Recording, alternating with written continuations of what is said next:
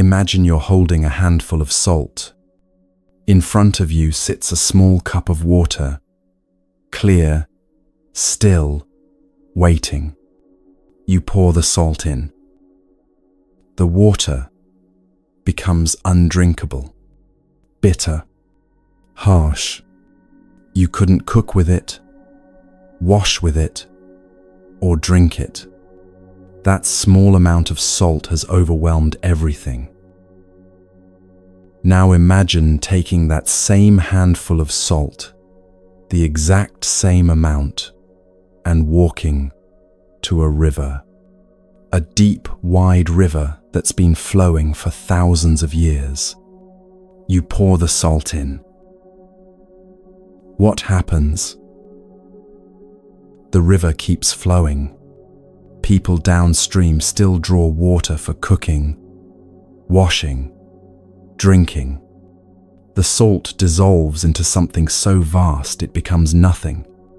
Not because the salt changed, but because the river has the capacity to hold it. This is the secret of love most of us never learned. When your heart is small like that cup, even tiny irritations become unbearable. Your partner forgets to call salt in the cup. They leave dishes in the sink. More salt. Soon you're drowning in bitterness, demanding they change. But when your heart becomes vast like that river, these same things don't destroy you anymore. The question isn't whether there will be salt. There will always be salt. The question is, how do you transform from a cup into a river? If you need to get comfortable, now's the time. Find a cozy spot. Let your shoulders drop. Let's begin.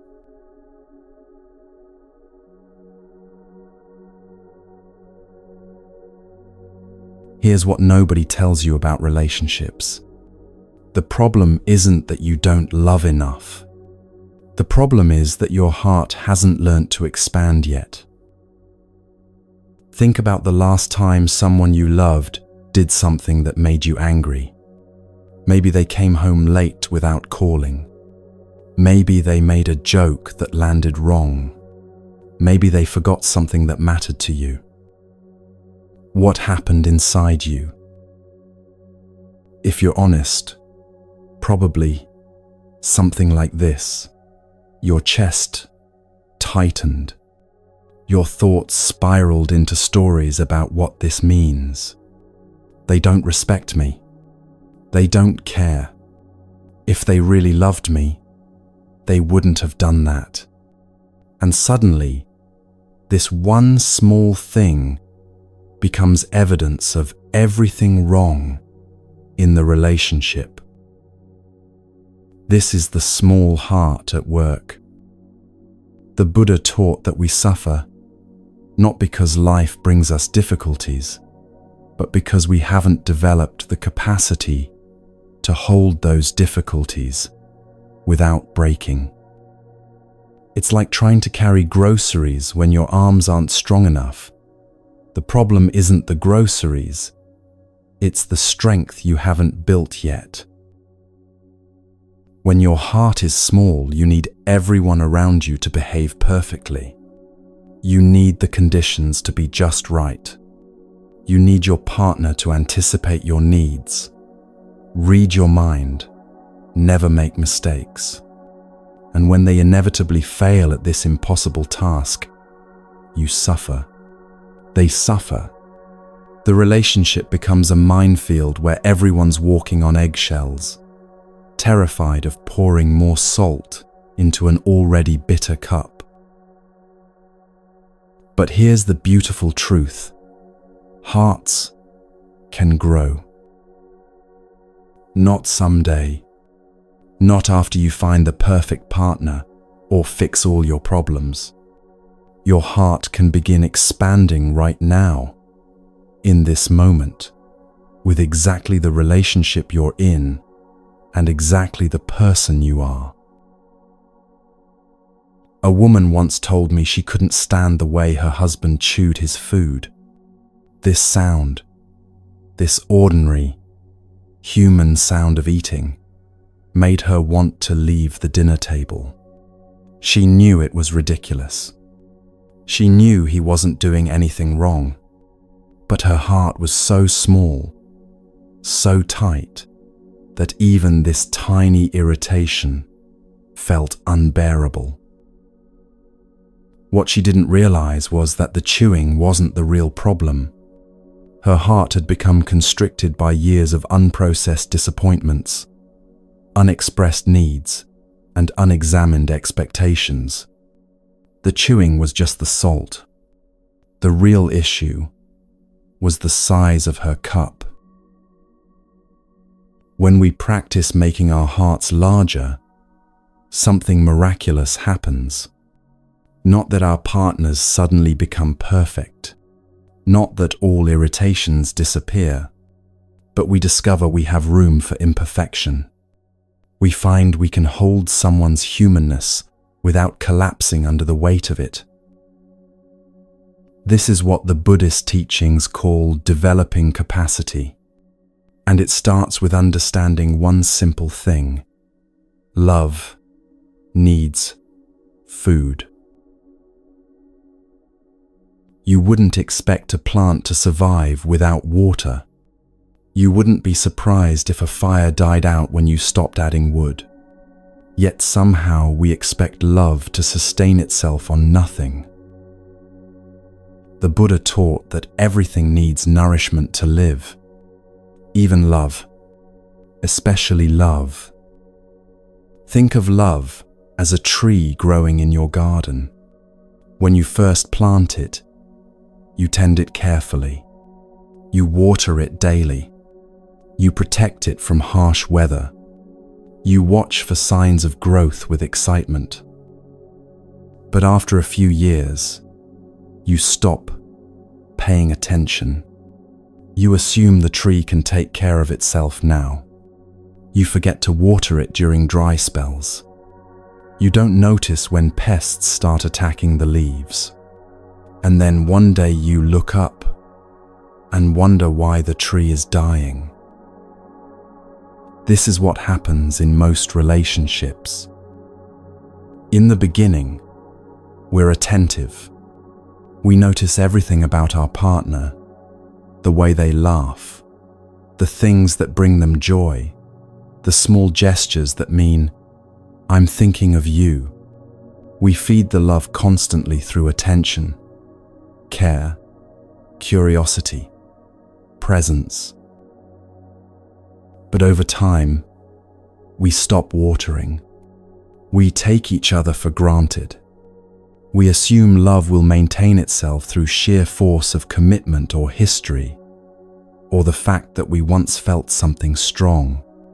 We let the daily habits of distraction and busyness choke out the tender shoots of connection. A man once came to Thich Nhat Hanh and said his marriage was falling apart. They'd been together 20 years and suddenly felt like strangers. The teacher asked him, "When was the last time you really looked at your wife? Not glanced at her while scrolling your phone, not saw her as she rushed past you in the hallway, but actually stopped, turned toward her fully, and looked?" The man couldn't remember. This is how love withers.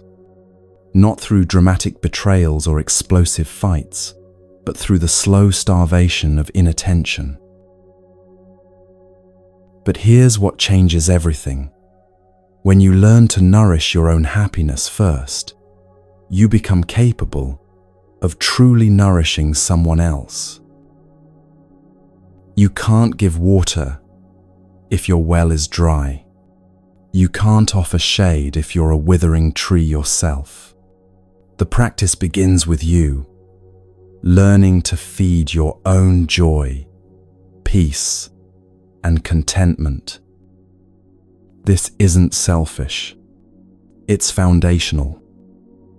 When you know how to generate a moment of happiness for yourself through a conscious breath, a mindful step, the simple pleasure of warm sunlight on your face, you have something real to offer. You become like a full cup that naturally overflows. Your happiness nourishes others, not because you're trying to, but because that's what fullness does.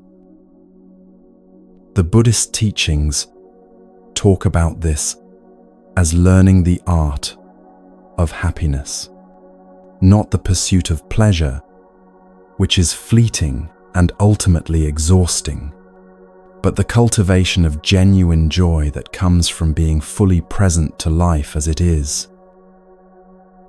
Every moment is an opportunity to practice this art. Walking from your car to your front door, that's practice. Drinking your morning tea, that's practice. Washing dishes with awareness instead of rushing through them to get to something better, that's practice. And when you practice creating happiness for yourself, something shifts in your relationships. You stop demanding that your partner be responsible for your emotional state. You stop keeping score of who's making whom happy. You stop the exhausting cycle of looking outside yourself for what can only be generated within. A tree that's well-rooted and properly nourished can weather storms that would topple a weaker tree. A love that's fed daily through mindful attention can hold difficulties that would shatter a neglected love. So ask yourself, what are you feeding your love today? Are you watering the tree or walking past it, expecting it to flourish on yesterday's rain? Let me tell you about the most common mistake people make when they say "I love you." They think love is a feeling that just happens, like catching a cold or getting struck by lightning. One day you're fine, and the next day, boom, you're in love. And if that feeling fades, well, I guess the love must be gone. But the Buddha taught something radically different. He said that understanding is love's other name. If you don't understand, you can't love. Not really. Not in the way that heals and sustains and grows deeper over time. Think about it. You see someone across a room and feel attracted. Your heart races. You want to know them, be near them, maybe build a life with them. But do you love them? You can't. Not yet. Because you don't understand them. Love without understanding is like a house built on sand. It might look beautiful for a while, but the first storm will wash it away. Real love requires that you understand your partner's suffering, not just their personality quirks or their favorite foods or their childhood stories, though those matter too, but the deep suffering they carry, the wounds that haven't healed, the fears that wake them at 3 a.m, the ways they learned to protect themselves that now keep them isolated. A woman told me her husband was cold and distant. He never wanted to talk about feelings.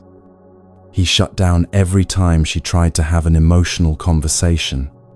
She was ready to leave.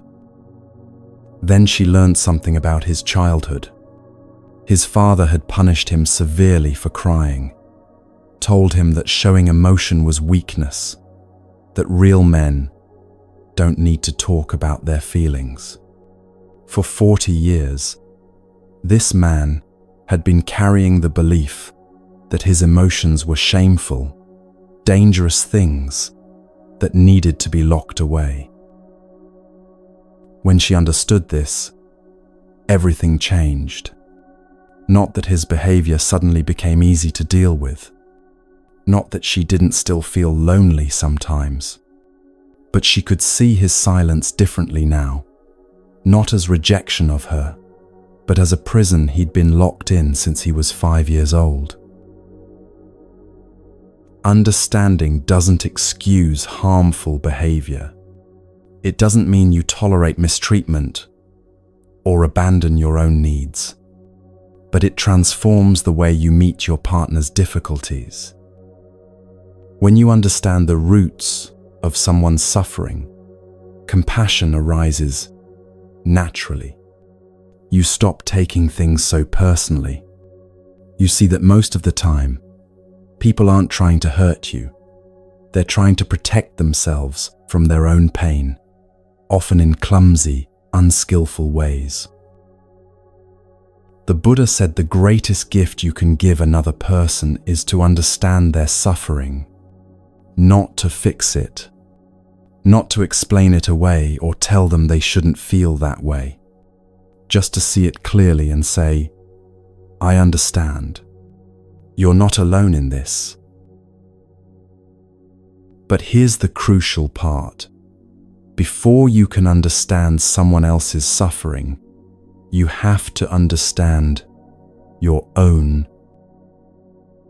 Most of us are running from our own pain so fast, we barely know it's there. We stay busy, distracted, numbed out by screens and substances and endless activity. We don't want to look at the tight knot of fear in our chest or the old wound that never quite healed. And because we can't face our own suffering, we can't recognize it in others. We get angry when our partner is anxious, instead of seeing the scared child beneath the adult facade. We feel rejected when they withdraw, instead of recognizing the same protective mechanism we use ourselves. Understanding yourself is the beginning of understanding everyone else. When you've sat with your own loneliness, you recognize loneliness in your partner.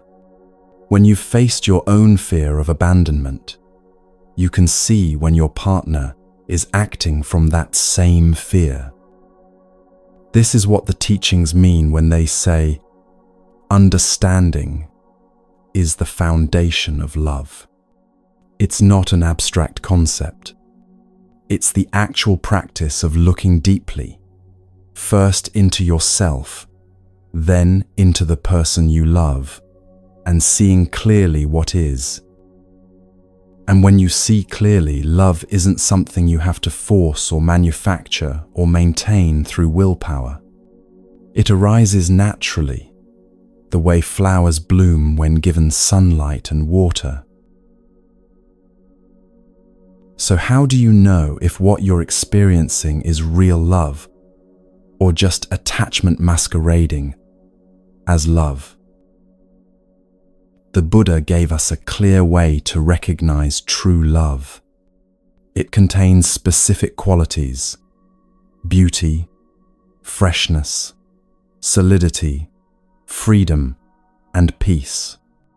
If these elements are missing, then whatever you're calling love is something else.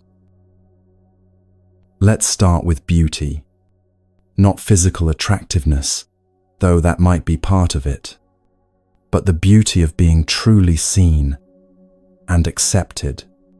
When you're in true love, you feel more yourself, not less. You feel more alive, not diminished. There's a beauty in being known completely and loved anyway, maybe even loved more, because of, not despite, your imperfections. Then there's freshness. True love doesn't grow stale. Even after years together, there's something alive and renewing about it.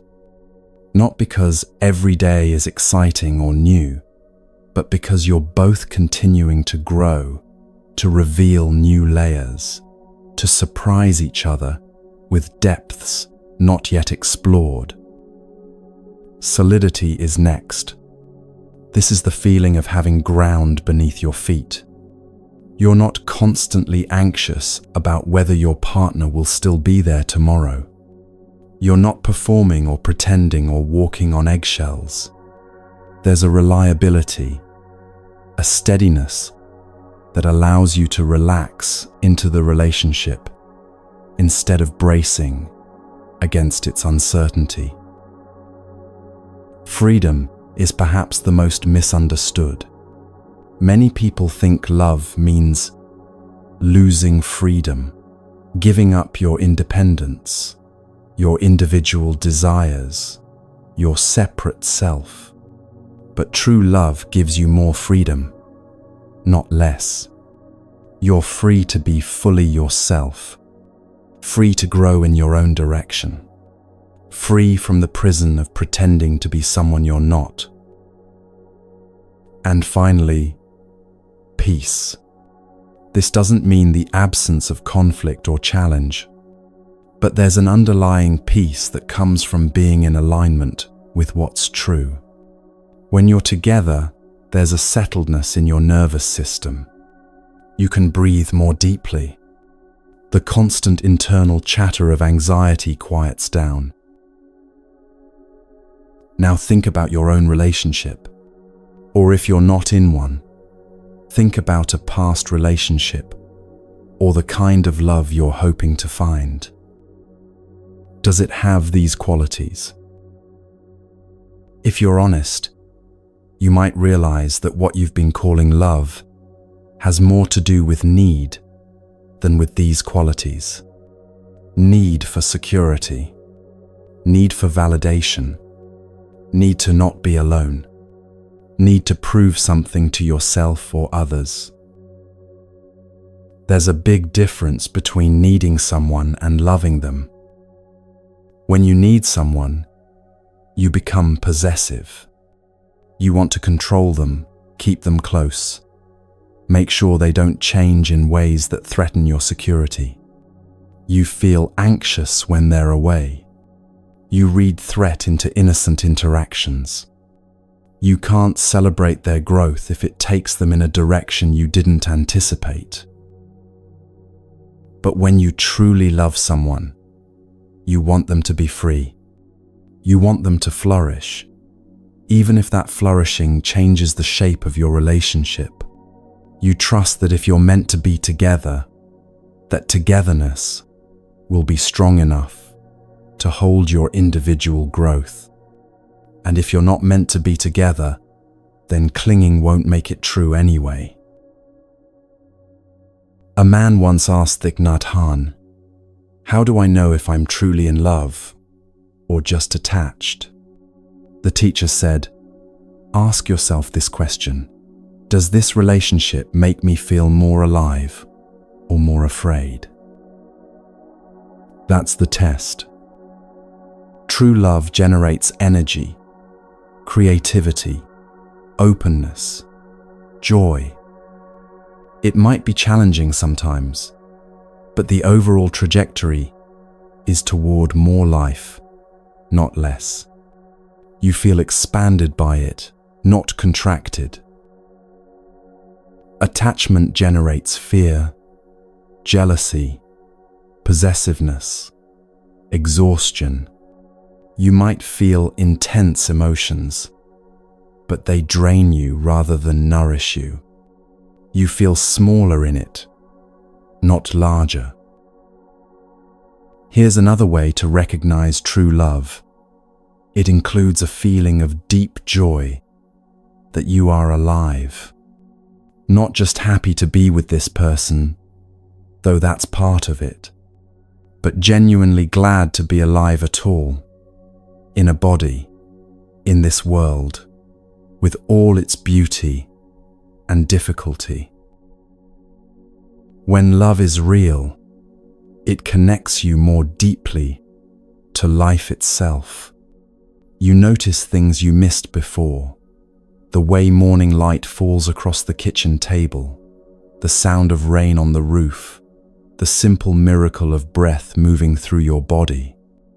Love makes you more present, more awake, more grateful for existence.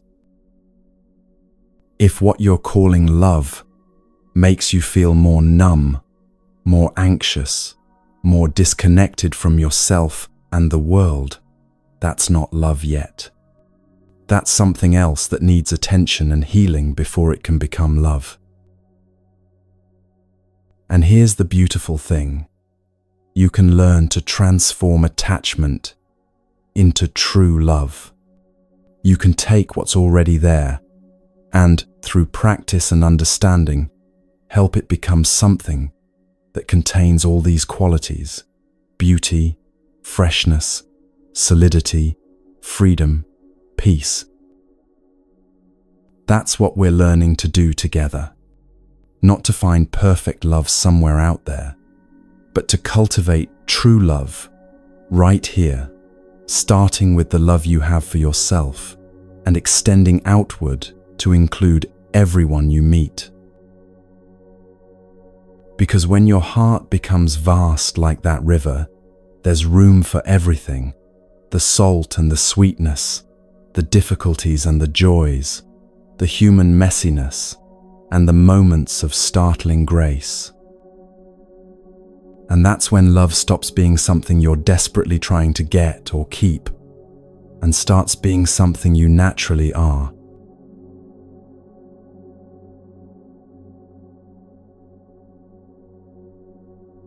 The Buddha taught that real love contains 4 elements. Not 3, not 5, 4. And here's what most of us have been getting wrong our entire lives. We think love is just a feeling that shows up uninvited, like weather. We wait for it to arrive. We panic when it seems to fade. We have no idea how to cultivate it deliberately, skillfully, like a gardener tends a living thing. But love isn't just a feeling. It's a practice made of specific elements. When these 4 elements are present, what you have is genuine love, the kind that heals, transforms, and grows deeper over decades. When they're missing, what you have might feel intense, but it won't sustain you. It won't weather the inevitable storms. The 4 elements have Sanskrit names: Maitri, Karuna, Mudita, Upeksha. But don't let the ancient language intimidate you. These aren't abstract philosophical concepts. They're practical, livable qualities you can develop, starting today. Loving kindness, compassion, joy, equanimity.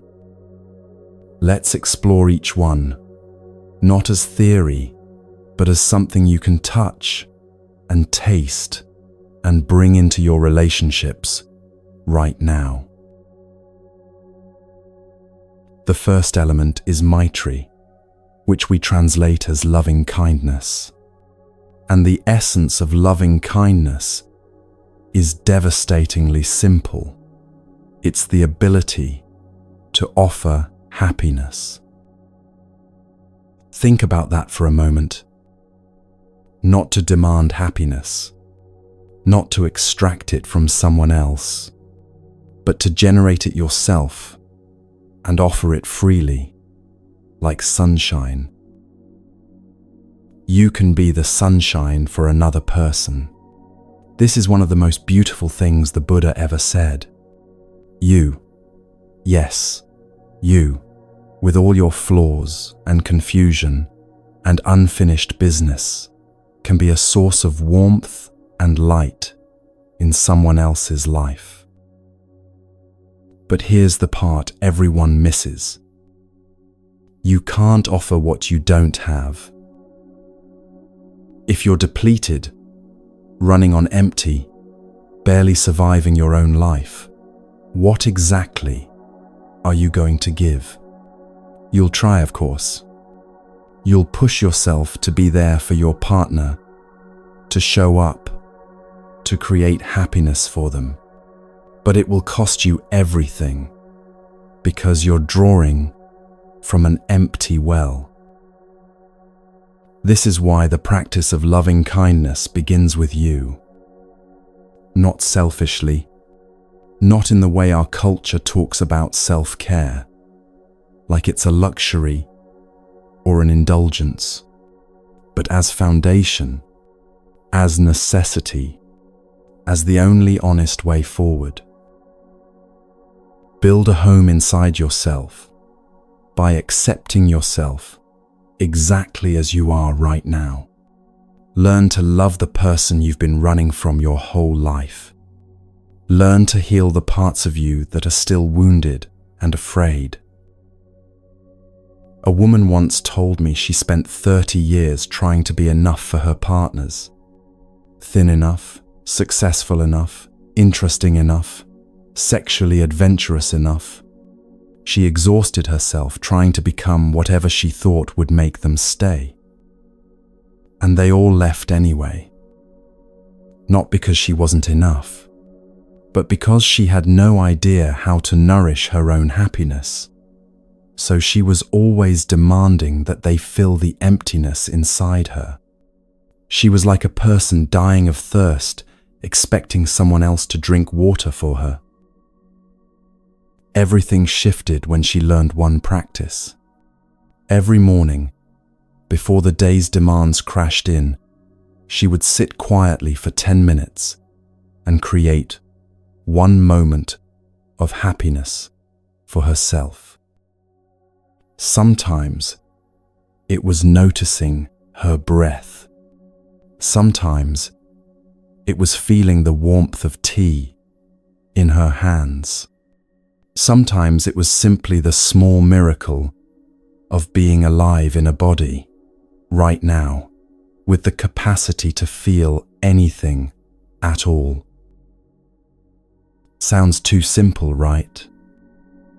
But watch what happens when you practice generating happiness for yourself. You stop being so desperate. You stop clinging to others like they're life rafts. You stop the exhausting pattern of looking outside yourself for what can only come from within.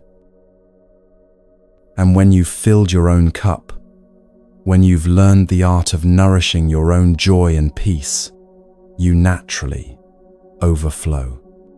You have something real to offer. Your presence becomes a gift instead of a demand. The Buddha said that learning to create moments of happiness is an art. It requires practice, attention, skill. You have to learn what truly nourishes you versus what just numbs you temporarily. Scrolling your phone for 3 hours doesn't create happiness. It creates numbness. But taking 10 minutes to sit in morning light, really feeling the warmth on your skin, that creates something real. Binge watching shows until 2 in the morning doesn't create happiness, it creates escape. But having a genuine conversation with someone you love, really listening, really being there, that creates connection. Buying things you don't need doesn't create happiness. It creates temporary distraction from emptiness. But walking slowly in nature, noticing the 1,000 shades of green, feeling your feet on the earth, that creates presence. You see the difference? True happiness isn't loud or flashy. It doesn't announce itself with fireworks. It's quiet, steady, solid, like good soil that can grow anything. And when you learn to generate this kind of happiness for yourself, you become capable of genuinely offering it to others. Not because you should, not because you're trying to be a good person, but because that's what naturally happens when a cup is full. It spills over. Try this today. Find one moment to create genuine happiness for yourself, not by doing something big or impressive, but by being fully present to something simple and real. Your breath moving in and out, sunlight through a window, the taste of water, the sound of birds, the feeling of your own aliveness. Just one moment, that's all. And then notice, when you fill yourself with genuine happiness, even for just one moment, don't you become a little more generous, a little more patient, a little more capable of offering warmth to the people around you? That's Maitri. That's loving kindness. That's being the sunshine for someone else because you've learned to generate your own light. The second element of true love is karuna, compassion. And we need to be very clear about what compassion actually means, because most of us have got it backwards. Compassion isn't just feeling bad for someone. It isn't pity or sympathy, or that hollow phrase, thoughts and prayers. Those things might make us feel like we're doing something, but they don't actually help. The Sanskrit word karuna means the capacity to understand suffering in yourself and in the other person, and then to transform it. Not just to share suffering, to transform it. Think about going to a doctor when you're sick. If the doctor just sits next to your bed and says, "I feel your pain," "I really do," how does that help? You need someone who understands what's causing your illness and knows how to heal it. This is what real compassion looks like in relationships. Your partner comes home and they're suffering. Maybe they're anxious about work. Maybe they're sad about something they can't quite name. Maybe they're angry and taking it out on small things that don't deserve their fury. What do? Most of us either try to fix it immediately. "Here's what you should do. Have you tried this? Just don't worry about it." Or we take it personally and get defensive. Neither response is compassionate. Compassion starts with understanding the roots of the suffering, not the surface story, but the deep roots. Why is this person really suffering right now? What old wound got triggered? What fear is underneath the anger? What need isn't being met? And here's the crucial part. Before you can understand someone else's suffering, you have to understand your own. If you've never sat with your own anxiety, really felt it without running away or numbing out, you won't recognize it when your partner is anxious. You'll just be annoyed that they're not being rational. If you've never faced your own shame, you won't see when your partner is acting from shame. You'll just think they're being difficult or withdrawn or oversensitive. But when you've done the work of understanding your own suffering, when you've looked deeply into your own fear and loneliness and hurt, you develop this extraordinary capacity to recognize it in others. And when you recognize it, something shifts. You stop taking things personally. You see that your partner's bad mood isn't about you.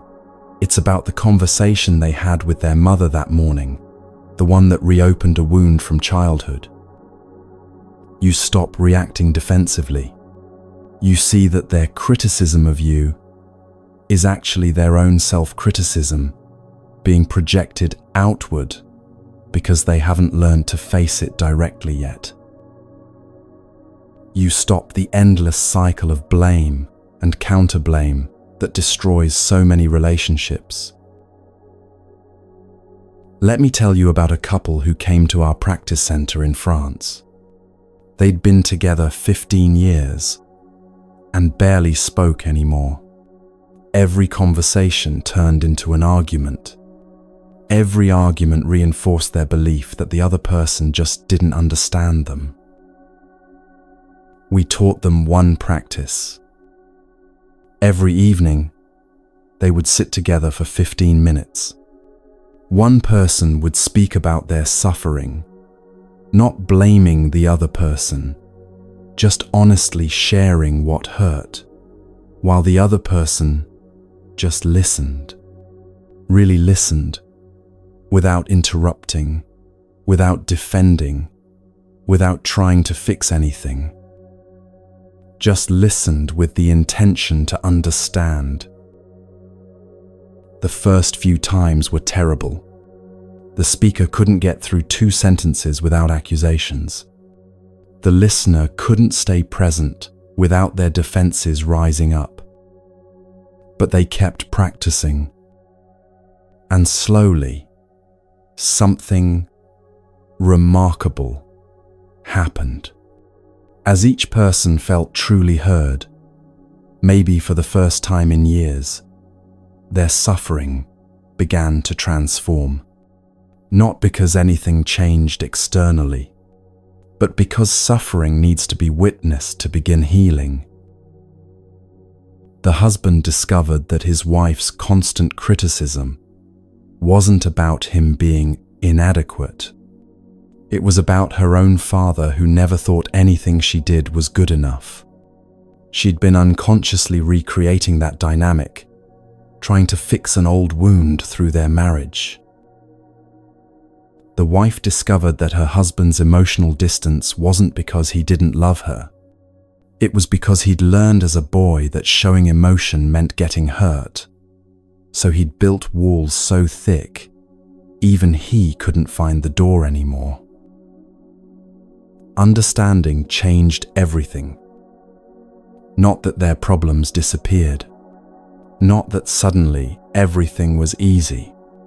But when you understand the roots of someone's suffering, you can help them heal instead of making it worse. This is what the Buddha meant when he said compassion is the capacity to remove and transform suffering. Your lover should be your healer, and you should be theirs. Not in the sense of having all the answers, not in the sense of fixing everything, but in the sense of understanding deeply enough that your very presence becomes medicine. When you truly understand someone, they feel less alone, and feeling less alone is the beginning of all healing. So the practice is this: look deeply into your own suffering first. Don't run from it. Don't numb it. Don't pretend it isn't there. Sit with it. Breathe with it. Get curious about where it came from and what it needs. And then, from that understanding, you'll naturally develop the capacity to sit with someone else's suffering without flinching, without needing to make it go away immediately, without taking it personally. That's compassion. That's karuna. That's the medicine your relationships have been starving for. The third element of true love is mudita, joy. And this might be the most misunderstood of all 4 elements. Joy isn't excitement. It isn't the adrenaline rush of new love or the dopamine hit of getting what you want. It isn't even happiness in the way we usually think about happiness. Joy is the capacity to be genuinely glad that life exists, that you exist, that this person you love exists, that right now, in this moment, you're both alive and sharing this brief, beautiful, strange experience of being human. When you know how to generate joy, it nourishes both you and the person you love. Your presence becomes an offering, like fresh air, or spring flowers, or bright blue sky. Not because you're performing happiness, not because you're faking positivity or pretending everything's fine when it isn't, but because you've learned to access the joy that's always available underneath all the noise and worry and suffering. Let me tell you what this looks like in practice. A man told me his wife was depressed. She'd been struggling for months, maybe years. Some days, she could barely get out of bed. He felt helpless, frustrated, sometimes angry that she couldn't just snap out of it. I asked him, "When was the last time you felt genuine joy?" He couldn't remember. He'd been so focused on his wife's suffering, so absorbed in trying to fix her depression, that he'd forgotten how to access his own aliveness. He'd become a mirror of her darkness instead of a lamp that could offer light. I told him to try something. Every morning, before dealing with anything else, spend 10 minutes doing something that brought him genuine joy. Not forced cheerfulness, not toxic positivity, but real, grounded joy. For him, it was playing guitar. He used to play every day before they had kids, before life got so heavy. So he started again, just 10 minutes each morning, nothing fancy, just playing the songs he loved. Something shifted. Not that his wife's depression magically lifted, but he stopped being part of the problem. He stopped dragging her down with his own unconscious resentment and exhaustion. He became a presence in the house that reminded her that joy was still possible, still accessible, even in the middle of suffering. This is what the Buddha meant when he taught that joy nourishes love. If there's no joy in your relationship, if you're just grinding through obligations, managing problems, keeping score of who's doing more, then it's not true love yet. It might be commitment. It might be duty. But it's not love that can sustain you for decades. Joy doesn't mean every moment is blissful. It means that underneath the inevitable difficulties, there's a current of gladness that you're in this together. You look at your partner across the breakfast table, still sleepy, hair sticking up, and you feel this quiet rush of happiness that they exist. That's joy. You're doing something mundane together, folding laundry, washing dishes, and you catch their eye and both smile for no reason except that you're here now together. That's joy. You face a difficulty as a team instead of as adversaries. And even though the problem is real, there's satisfaction in having someone to face it with. That's joy. But here's the thing about joy. You can't manufacture it by force. You can't demand it from your partner or schedule it like an appointment. It arises naturally when you're present, when you're paying attention, when you've stopped long enough to actually see what's in front of you. Most of us are so busy trying to get somewhere else, better job, better house, better relationship, better version of ourselves, that we miss the joy available right now. The Buddha taught that joy comes from touching the present moment deeply, not thinking about it, not analyzing it, but actually being here, now, fully alive to what is. Try this. Next time you're with the person you love, stop for just 10 seconds. Don't do anything. Don't say anything. Just look at them. Really look. And let yourself feel grateful that this person exists, that you get to know them, that your life has intersected with theirs. That's joy. Simple, quiet, profound joy. And when you practice accessing this joy regularly, something beautiful happens. You become someone who lifts others up instead of weighing them down. Your presence becomes a gift.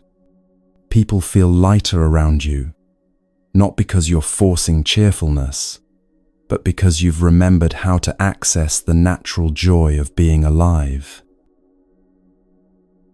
If you're listening to this in the middle of the night, feeling alone, feeling like joy is impossible right now, I want you to know that joy is still there.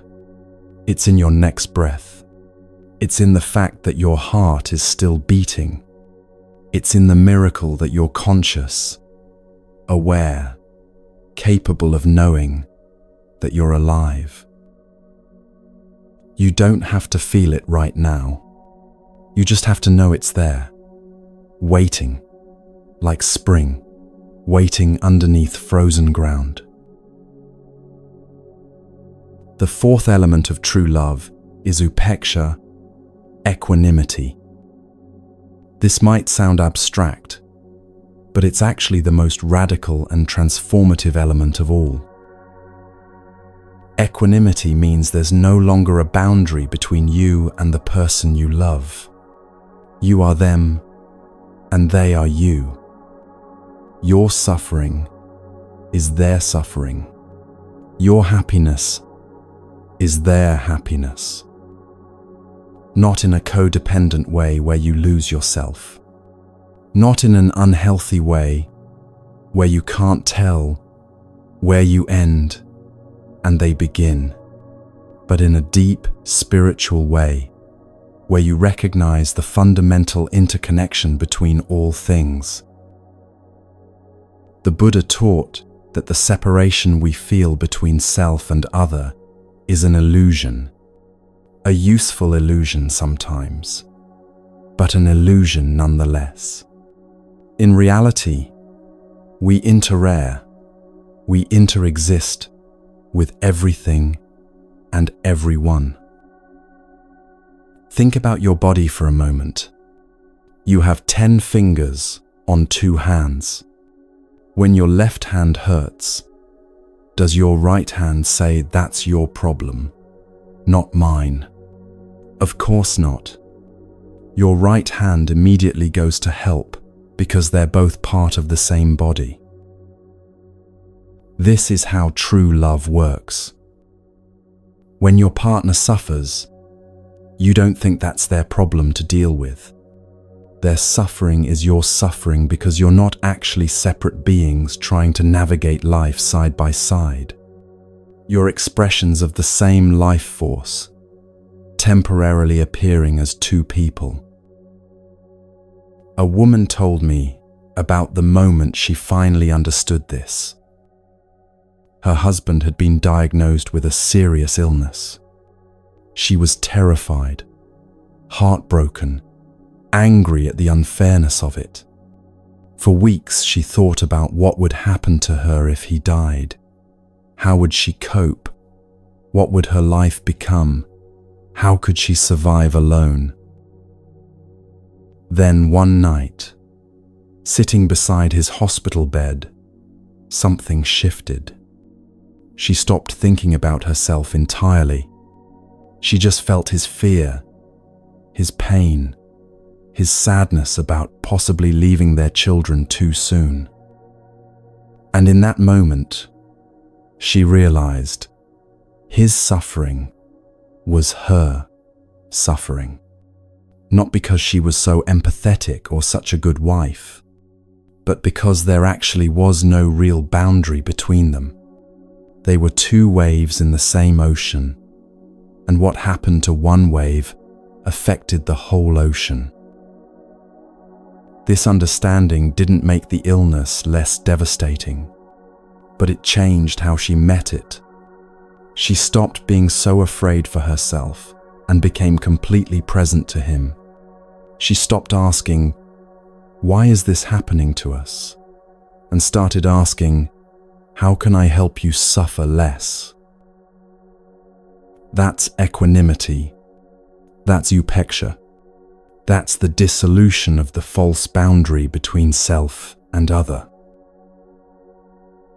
But let's be clear about what this doesn't mean. It doesn't mean you lose yourself in the relationship. It doesn't mean you have no individual needs or boundaries or identity. It doesn't mean you tolerate mistreatment because there's no separation. The Buddha taught non-discrimination, not self-annihilation. You're still you. They're still them. But you recognize that underneath the surface appearances, you're part of the same flow of life. Think of it like two fingers on the same hand. The little finger doesn't have an inferiority complex, wishing it were as big as the thumb. The thumb doesn't have a superiority complex, demanding that all the other fingers obey it. Each finger has its own shape and function, but they collaborate perfectly because they're part of one hand. This is what relationships look like when equanimity is present. You're not competing with your partner about whose needs matter more. You're not keeping score of who's giving more or getting less. You're not caught in the endless game of me versus you. Instead, there's a natural collaboration. When they thrive, you thrive. When you suffer, they suffer. What helps one of you helps both of you. What harms one of you harms both of you. This understanding transforms everything. You stop having those bitter arguments about fairness.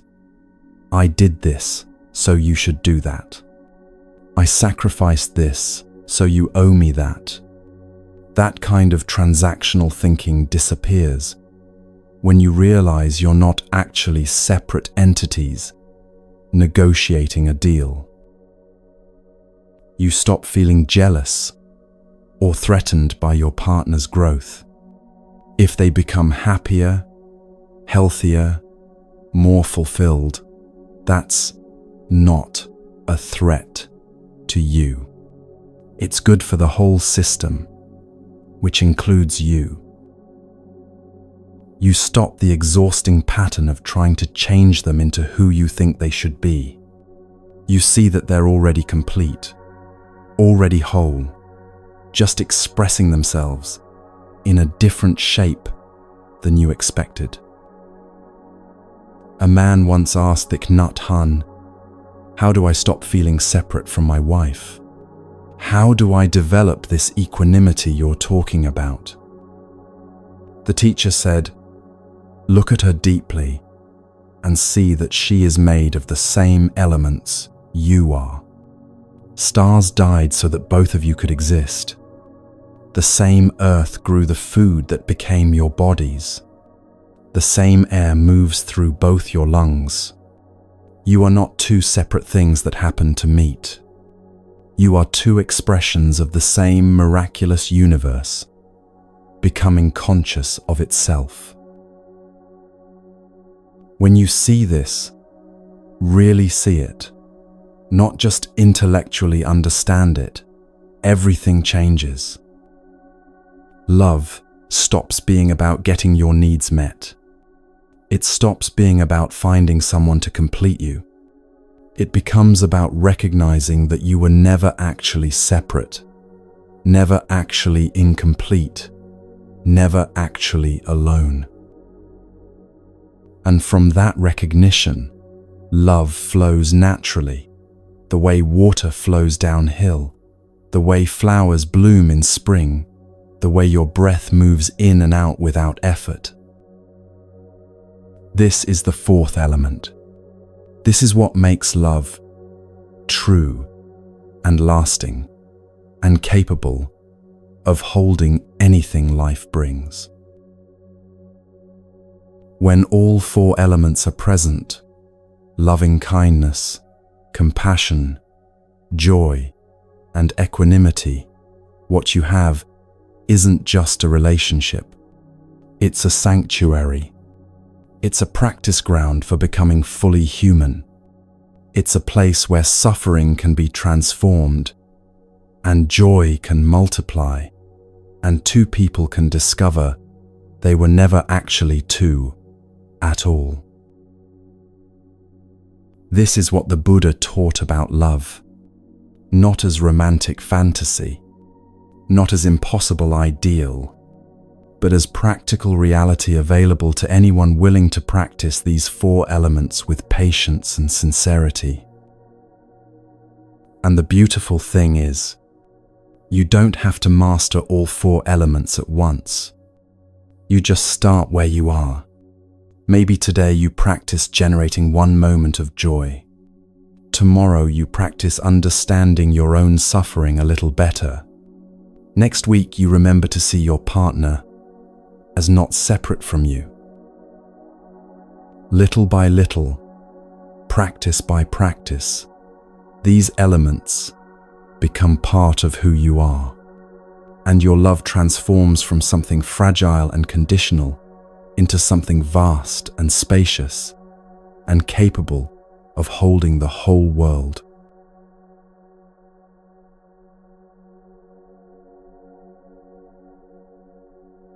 Here's the truth nobody wants to hear. You can't truly love another person until you've learned to love the one staring back at you in the mirror. I know, it sounds like a greeting card. It sounds like self-help cliché.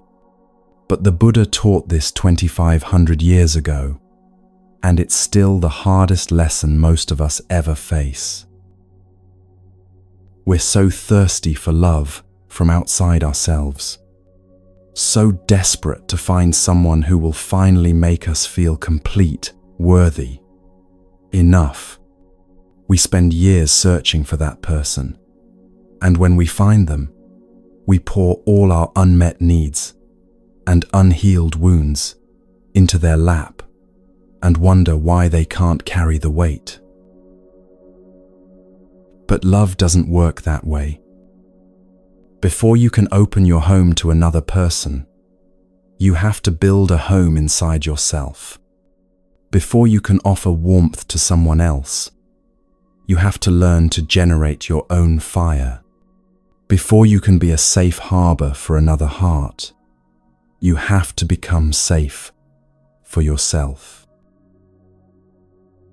This is where the real work begins. If you can't accept your body, you can't accept yourself. And if you can't accept yourself, you can't be at home with who you are. This sounds simple, but look at how you actually treat your body. You probably criticize it constantly. Too heavy, too thin, too old, too scarred, too different from the images you see everywhere telling you what beautiful is supposed to look like. You push it past exhaustion. You feed it things that make it sick. You ignore its signals until they become screaming pain. And then you wonder why you don't feel at home in your own life. The Buddha taught that your body is your home, not a house you're renting temporarily until you can upgrade to a better model. Your actual home, the only one you'll ever have in this lifetime.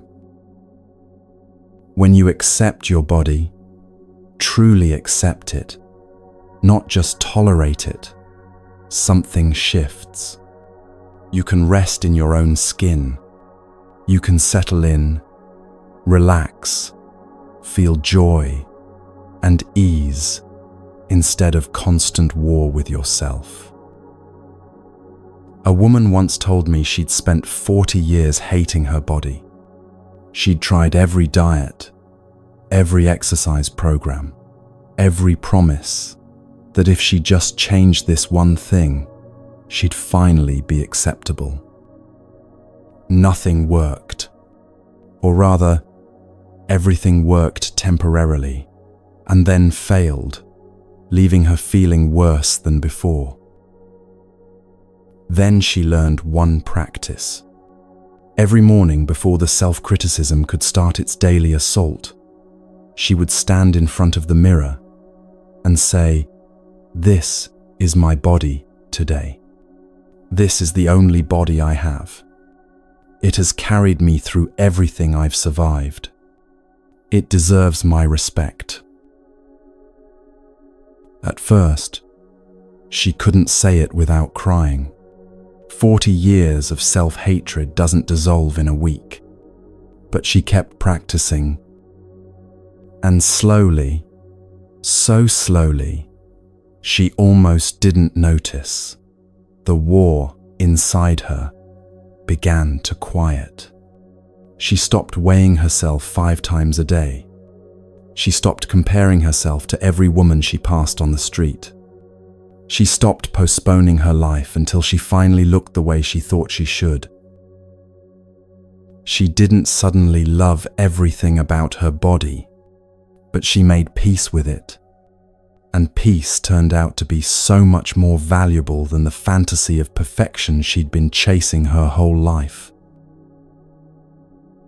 This is what the Buddha meant when he said, to accept yourself as you are, not as resignation or giving up, but as the beginning of something real. You are a flower in the garden of humanity, not a rose trying to become a lily, not a daisy apologizing for not being an orchid, just your own unique expression of life, blooming in your own way. Every child is born knowing this. Watch a toddler. They're not worried about whether their belly is flat or their thighs are thin. They're just alive, joyfully occupying their body without apology. But somewhere along the way, we learn to be ashamed. We absorb thousands of messages telling us we're not enough as we are. That if we just buy this product, follow this program, achieve this look, then we'll finally be acceptable. These messages are lies. You don't need to be someone else. You don't need to wait until you're thinner, younger, more successful, more anything before you deserve love, including love from yourself. As you practice building a home in yourself, accepting yourself exactly as you are right now, you become more beautiful. Not because your appearance changes, though it might, but because you start radiating something that no amount of external perfection can create. The beauty of someone who is at peace with themselves. People feel this. They're drawn to it without knowing why. Because in a world where everyone is performing, pretending, exhausting themselves trying to be someone they're not.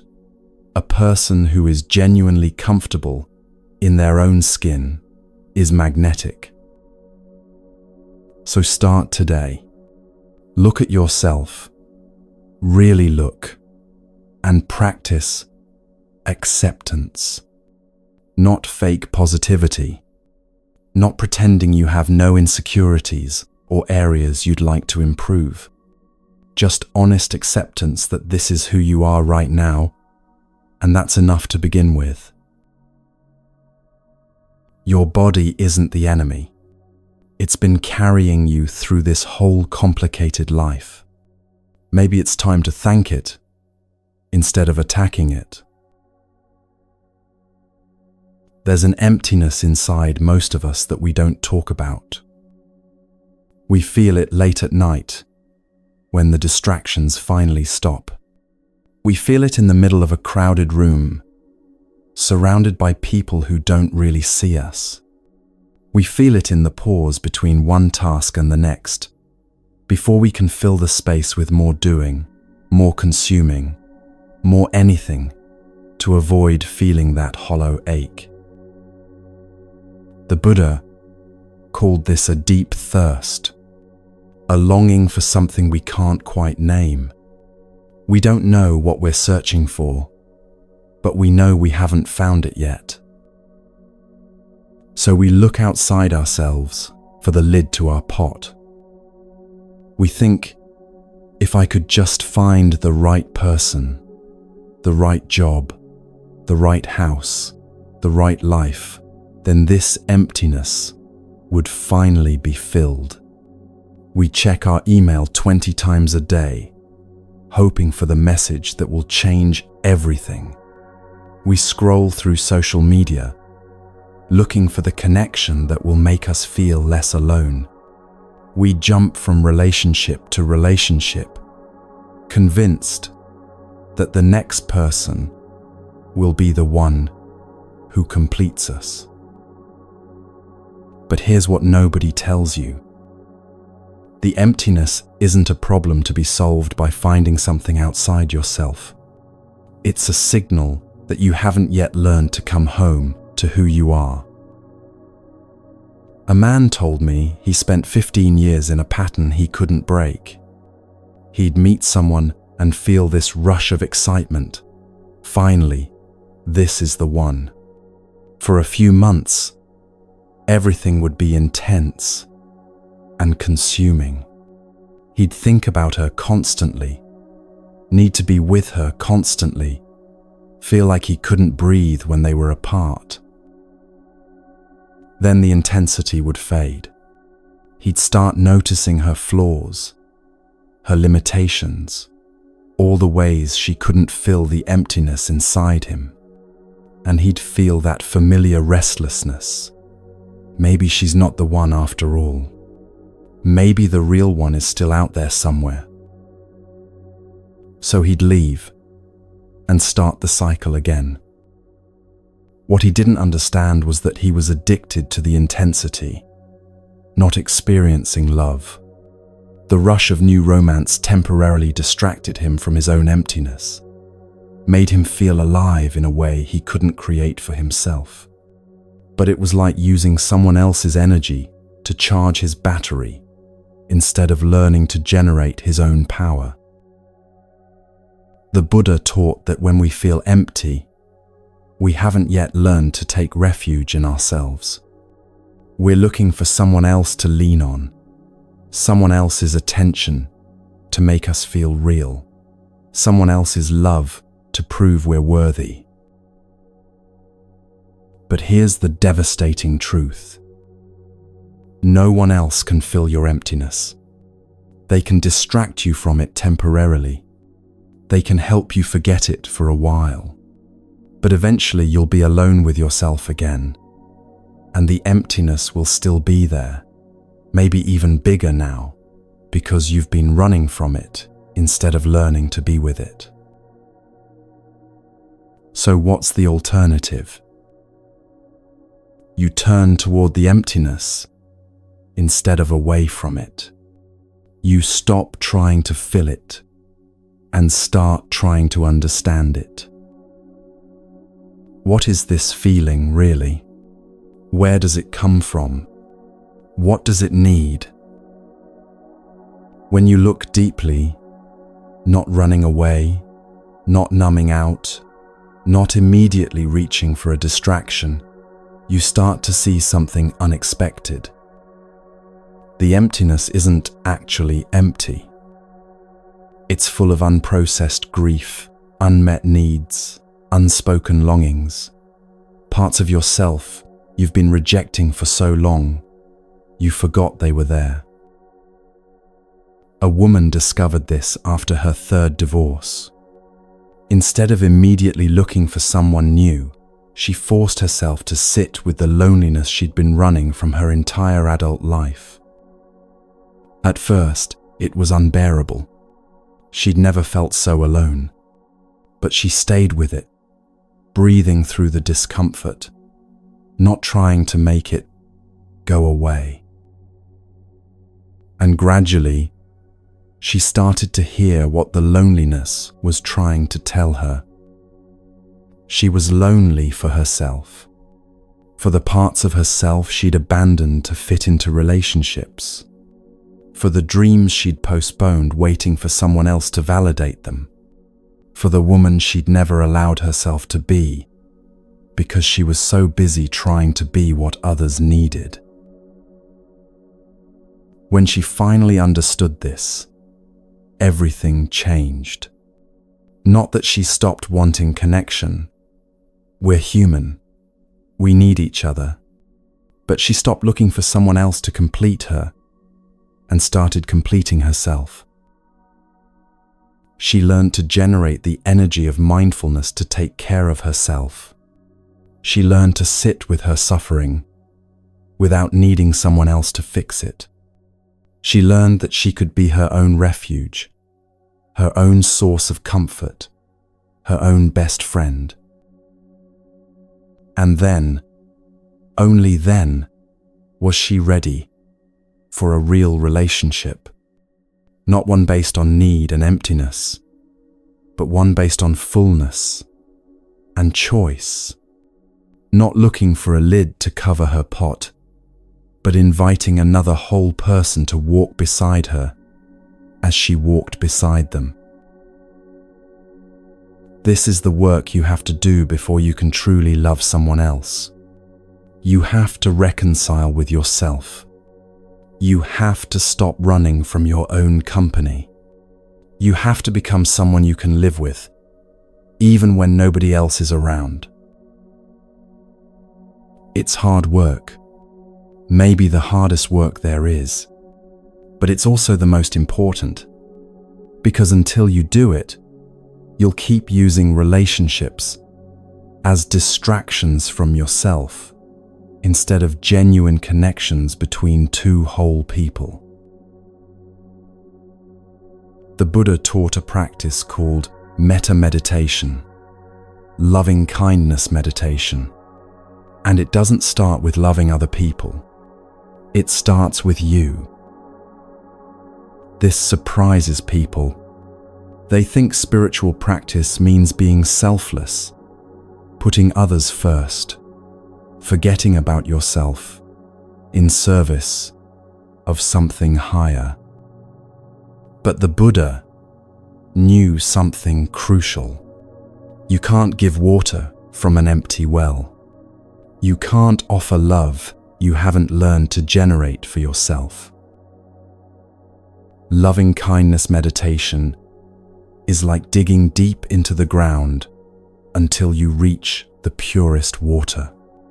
You look deeply into yourself, all the way down past the surface personality, past the roles you play, past the stories you tell yourself about who you are, until insight arises and love flows naturally to the surface. But most of us have never looked that deeply into ourselves. We're afraid of what we'll find down there.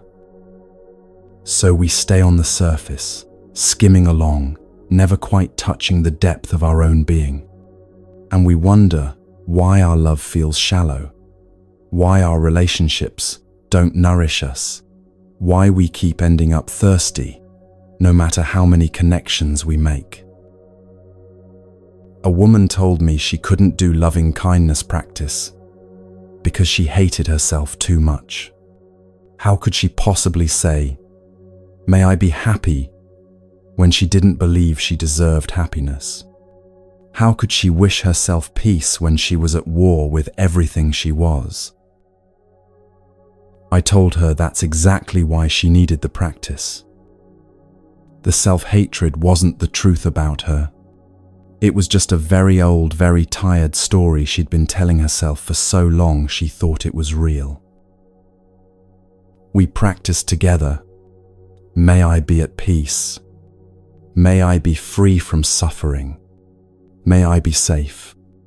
May I be happy. At first, the words felt like lies. Every cell in her body wanted to reject them. But she kept practicing, day after day, speaking these wishes to herself, even when she didn't believe them. And slowly, so slowly, something began to shift. Not that she suddenly loved herself perfectly, but she started to see herself more clearly. She saw how much peace she already had in small moments. She saw how much suffering she was carrying that wasn't hers to carry. She saw how much anxiety and fear were just habits, not truth. She saw the seeds of joy in herself that had been waiting for water all this time. This is what happens when you practice looking deeply into yourself with kindness instead of judgment. You start to see your complexes clearly. The inferiority complex that tells you everyone else is better than you. The superiority complex that tells you you're above others and they need to meet your standards. Even the equality complex. The constant comparison that says, "I'm as good as them. I deserve what they have." All of these are forms of suffering. All of them come from believing in a separate self that can be measured against other separate selves.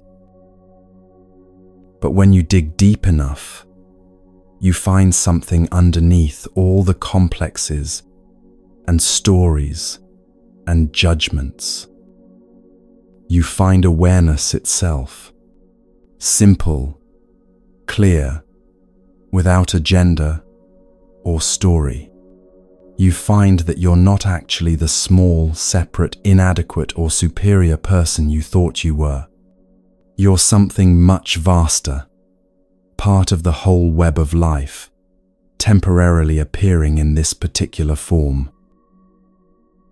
From that recognition, love arises naturally, not as something you have to force or manufacture, but as the natural state of a mind that sees clearly. The practice is to keep digging, keep looking deeply into yourself with patience and honesty. Don't turn away from what you find, neither the difficult parts nor the beautiful parts. Just keep digging until you reach that pure water of understanding and love. And when you find it in yourself, you'll be able to recognize it in everyone else too, because it's the same water, the same source, the same life, expressing itself through different forms. Here's some good news. You're going to make mistakes. Many mistakes. Probably today, definitely this week, certainly for the rest of your life. And that's not a problem. That's how learning happens. The Buddha taught that without making mistakes, there's no way to learn. If you could do everything perfectly from the beginning, you'd never grow, never deepen, Never discover anything new about yourself or the world. So the question isn't how to avoid mistakes. The question is how to transform mistakes into wisdom. Think of it this way. Garbage can become flowers. If you know how to compost, all your kitchen scraps and yard waste turn into rich soil that grows beautiful things. But if you don't know how to compost, garbage just stays garbage, piling up, creating more and more mess. Your mistakes are the same way. A man told me he'd said something cruel to his wife in anger. Not physically violent, but words that cut deep, words designed to hurt because he was hurting and wanted her to feel it too. Immediately after, he felt terrible. He apologized, but the damage was done. He could see the wound in her eyes, the way she pulled back from him, the trust that had been cracked. For weeks, he was stuck in guilt and shame. What kind of person says things like that to someone they love? He kept replaying the moment, wishing he could take it back, hating himself for his lack of control. I asked him, "Are you learning anything from this?" He stopped. He hadn't thought about it that way. He'd been so busy hating himself for the mistake that he hadn't tried to understand it. So we looked together. What was actually happening in the moment before he said those words? He'd felt scared. His wife had said something that triggered an old wound, his mother's constant disappointment in him as a child.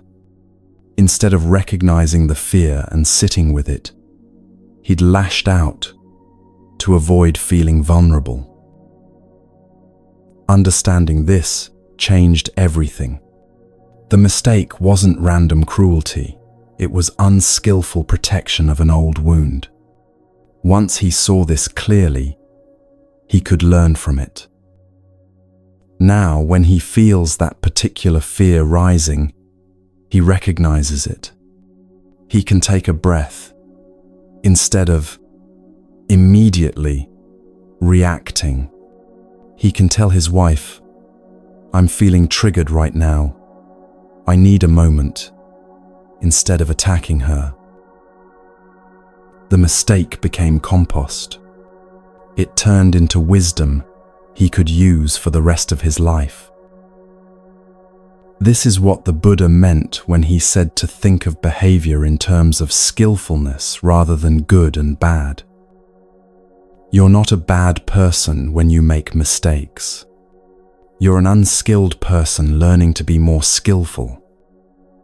Goodwill isn't enough. You can love someone deeply and still hurt them if you don't have the skills to express that love wisely. You can mean well and still cause suffering if you don't understand how your words and actions land on someone else. But skills can be learned. That's the beautiful thing. Walking mindfully is a skill. Eating with awareness is a skill. Breathing consciously when you're angry is a skill. Speaking truthfully without cruelty is a skill. Listening deeply without defending is a skill. Every moment is an opportunity to practice these skills. And every mistake is an opportunity to see where you're still unskillful and need more practice. So when you mess up, and you will, don't waste the opportunity by drowning in guilt or shame. Look clearly at what happened. Understand the roots of the unskillful behavior. See what you can learn, and practice doing better next time. That's how you transform garbage into flowers. That's how mistakes become the fertilizer for your growth, instead of the poison that keeps you stuck. Once you know how to come home to yourself, you can open your home to other people. Not before. If you're still running from yourself, still trying to fill your emptiness with someone else's presence, still convinced you need another person to complete you, you don't have a home to share yet. You have a desperate need dressed up as love. But when you've done the work of building a home inside yourself, when you've learned to generate your own happiness, sit with your own suffering, become your own refuge, then you have something real to offer. A woman told me she used to open her door to anyone who knocked. She was so desperate not to be alone that she'd let people into her life who didn't respect her, didn't see her, didn't even particularly like her. She thought having someone, anyone, was better than having no one. It took years of painful relationships before she learned to close the door. Not to lock it forever, but to be selective about who she invited in. She spent a year alone, deliberately, learning to be good company for herself, learning what she actually liked, not just what she thought would make others like her, learning to feel complete without someone else there to validate her existence. At first, it was terrifying. The silence felt like it would swallow her, but gradually, the silence became peaceful. She discovered she actually enjoyed her own company. She could make herself laugh. She could comfort herself when sad. She could create happiness without needing anyone else to provide it. And then, only then, was she ready to open her door again. But this time, from a completely different place. She wasn't inviting someone in to save her from loneliness. She was inviting someone in to share the fullness she'd already created. She wasn't looking for someone to complete her. She was looking for another, complete person to walk beside. The Buddha taught that both people in a relationship need to do this work. You need to heal yourself and get warm inside so you have something to share. The other person needs to do the same. Otherwise, what happens? Two lonely people trying to cure each other's loneliness. Two empty people trying to fill each other's emptiness. Two wounded people making each other's wounds worse. That's not love. That's mutual desperation. Real love happens when two people who have learned to be home for themselves choose to build something together. Not because they need to, but because they want to. Not to escape loneliness, but to share joy. This is why coming home to yourself has to happen first. Not because relationships aren't important. They're one of the most important things in life. But because you can't truly meet another person until you've learned to meet yourself. So, if you're listening right now and feeling like you're not ready, like you have too much work to do on yourself before you can be in a relationship, good. That awareness is the beginning of wisdom. Do the work. Build your home. Learn to generate your own light and warmth. Become someone you genuinely enjoy being with. And then, when you're ready, open your door, not to just anyone, but to someone who's also done their work, who's also built their own home, who's also learned to be their own source of happiness. When two people like that meet, something beautiful becomes possible. Not perfect. Nothing in life is perfect, but real, solid, capable of weathering storms and holding joy and growing deeper over decades. That's the love worth waiting for. The love worth doing the hard work of coming home to yourself, to find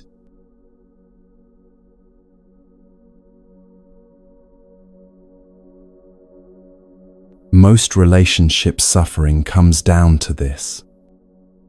We've forgotten how to truly listen, and we've forgotten how to truly speak.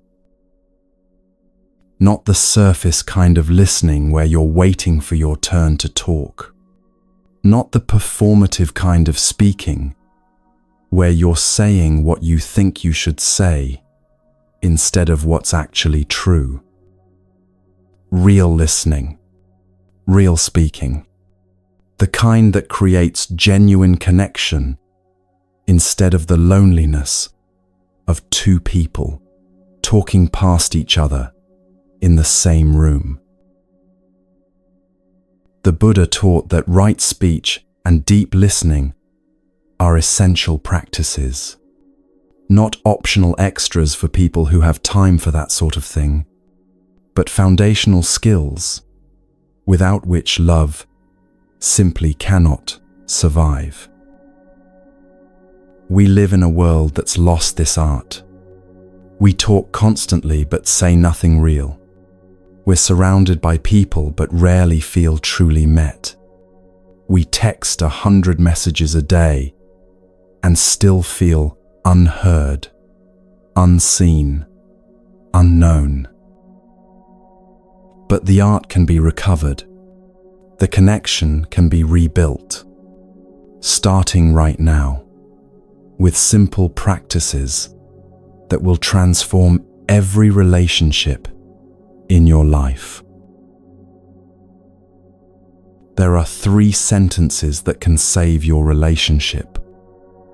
Not always, not magically, but more often than you'd think.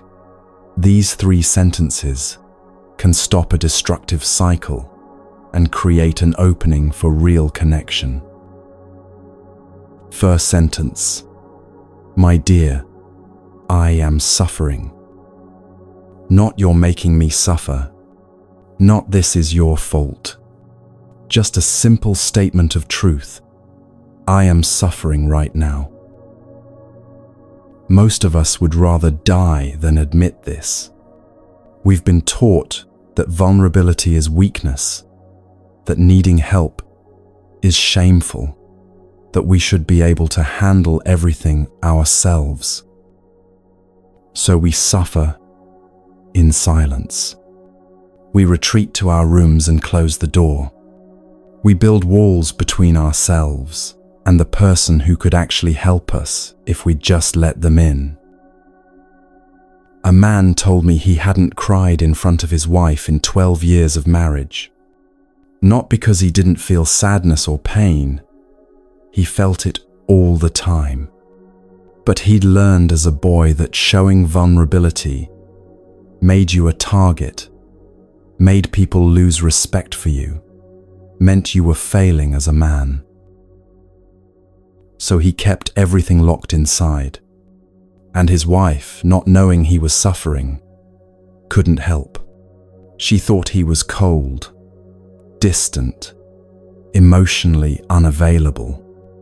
He thought she didn't care enough to notice his pain. Both of them were wrong, and both of them were suffering unnecessarily. Everything changed the night he finally broke. He was in so much pain, he couldn't hold it anymore. Through tears, he said, I am suffering. I don't know what to do. I need your help. And his wife, who'd been waiting 12 years to be let in, held him while he cried. That's the power of the first sentence. It opens the door. It lets your loved one know they're needed. It gives them a chance to show up for you in the way they've probably been wanting to all along. Second sentence, I am doing my best. This means you're not just dumping your suffering on them and expecting them to fix it immediately. You're practicing mindful breathing, mindful walking, doing what you can to take care of yourself. You're not making your suffering into a weapon or a manipulation. This sentence reassures your partner that you're taking responsibility for your own emotions while still being honest about needing support. Third sentence, please help me. Simple, direct, humble. Not figure this out for me, not fix me. Just, I need your presence, your understanding, your love, right now. A woman told me these 3 sentences saved her marriage. She'd been on the verge of leaving because they fought constantly, both feeling misunderstood and attacked. She learned to write these sentences on a piece of paper and carry them in her wallet. Next time she felt that familiar rage rising, instead of attacking, she took out the paper and read the sentences to her husband. At first, he didn't know how to respond. Her anger he could fight against. It gave him something to push back on. But her vulnerability disarmed him completely. He sat down next to her. He took her hand. He said, "Tell me what you need." And they had the first real conversation they'd had in months. This is what the Buddha meant by right speech. Words that heal instead of harm. Words that create connection instead of division. Words that tell the truth without attacking. But right speech requires something difficult. You have to be willing to be vulnerable. You have to let go of pride. You have to admit that you can't do this alone, that you need the person you love, that you're human and hurting and hoping they'll help. Pride destroys more relationships than almost anything else. We'd rather be right than be connected. We'd rather win the argument than save the relationship.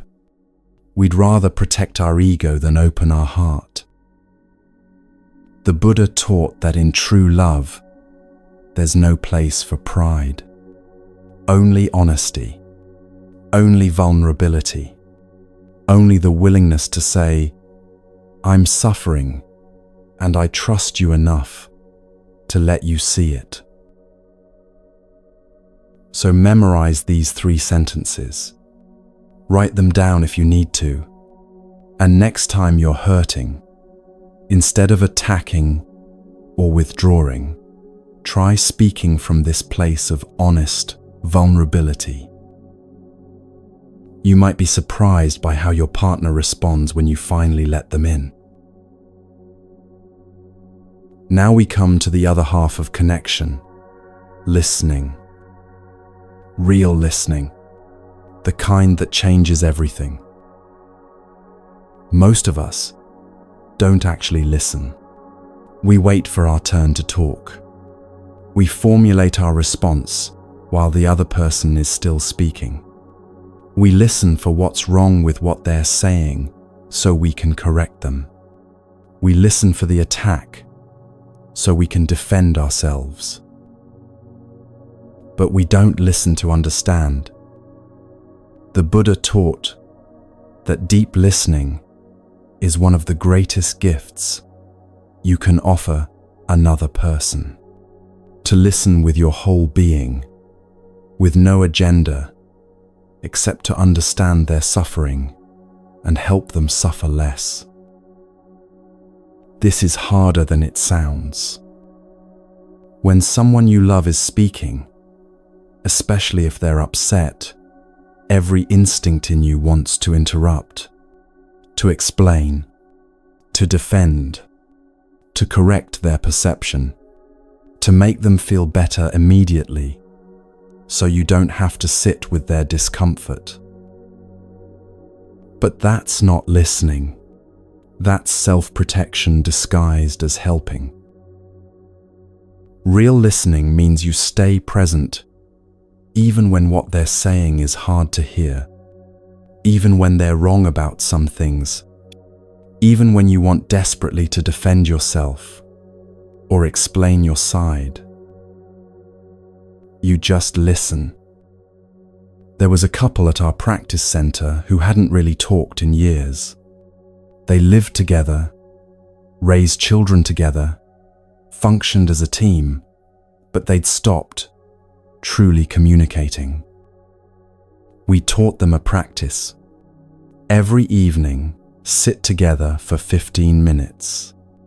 One person speaks while the other listens, truly listens, with no interruption, no response, no fixing.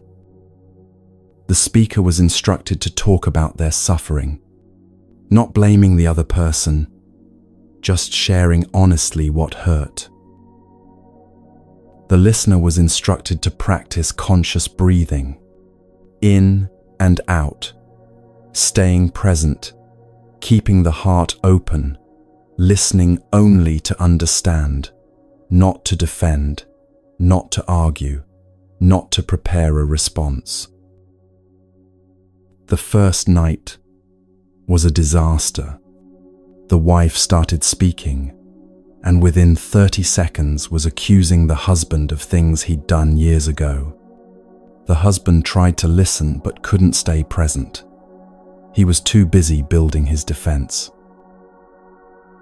But they kept practicing, and slowly, something shifted. As the wife felt genuinely heard for the first time in years, her accusations softened into vulnerability. As the husband practiced staying present without defending, he started to actually understand what she'd been trying to tell him all along. She wasn't trying to attack him. She was trying to reach him. She'd just never learned how to do it without weapons, because she'd never felt safe enough to put them down. And he wasn't refusing to hear her because he didn't care. He was defending himself because he felt constantly under attack and didn't know how else to survive.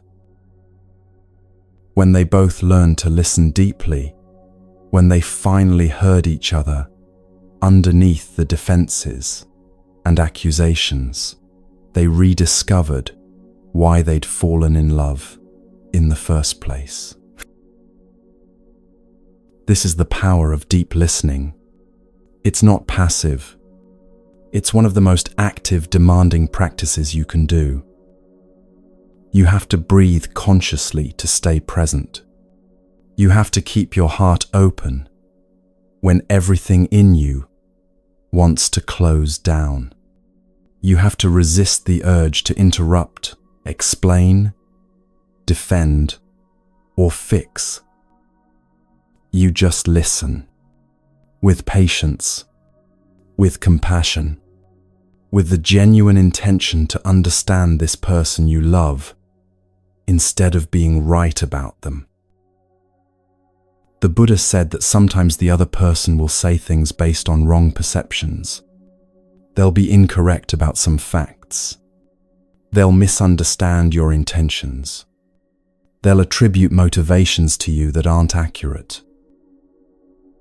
Let it go.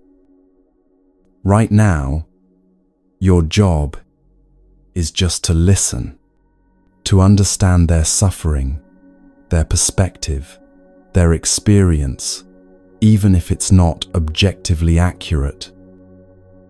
Later, not now, but later, you can gently offer information that might help correct their perception, but not in the moment when they're trying to share their pain. In that moment, you just hold space. You create a container safe enough for them to be fully honest. You give them the gift of being truly heard, maybe for the first time in their life. And here's what happens when you do this consistently. Your partner feels less alone. Their suffering begins to transform, just from being witnessed. The defensive walls start coming down because they're no longer necessary. And you discover something unexpected. When you truly understand someone's suffering, you naturally want to help them suffer less. Compassion isn't something you have to force. It arises naturally from understanding.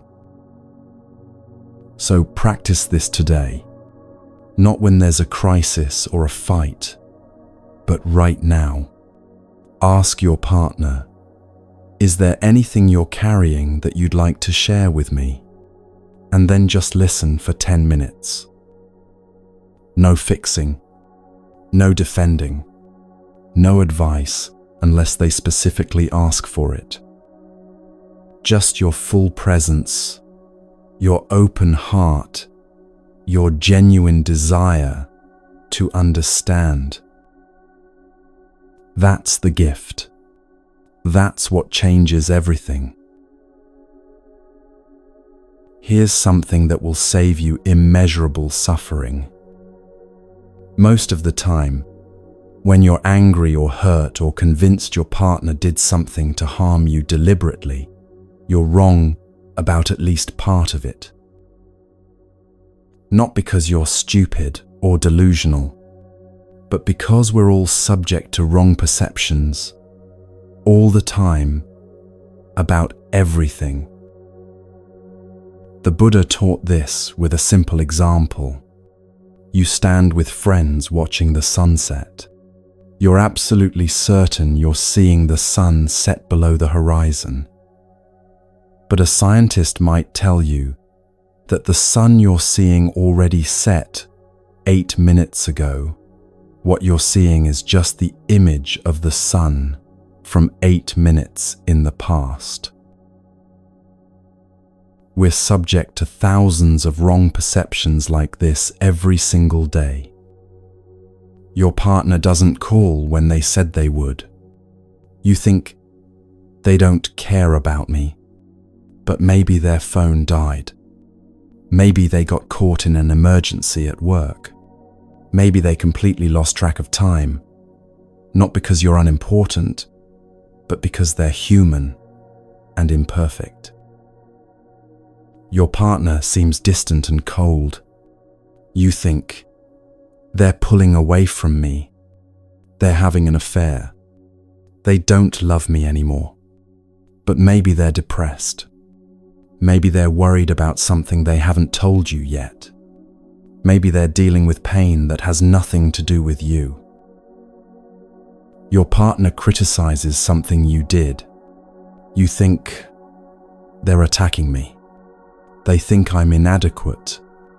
They're never satisfied with anything I do. But maybe they're projecting their own insecurity. Maybe they learned this communication pattern from parents who never praised them. Maybe they're trying to help in the only way they know how, even if it lands badly. Wrong perceptions cause most of the suffering in relationships. So the Buddha gave us a practice. Whenever you have a strong perception about what someone did or why they did it, ask yourself this question. Are you sure? Just that. 3 words. Are you sure? Not to make you doubt everything or become paralyzed with uncertainty, but to create a small pause between perception and reaction. A moment where you can consider, is there another explanation I'm not seeing? A woman told me she spent 3 days convinced her husband was having an affair. He was coming home late, being secretive with his phone, avoiding eye contact. All the classic signs. She was ready to confront him, already planning what she'd say, how she'd leave, how she'd never trust anyone again.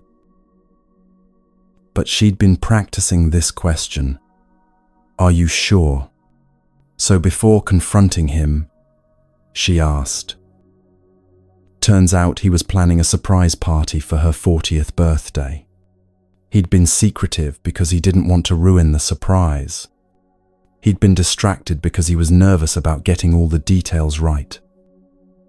If she'd confronted him based on her wrong perception, she would have destroyed something beautiful with her certainty about something that wasn't even true. This doesn't mean you ignore real red flags or excuse genuine harmful behavior.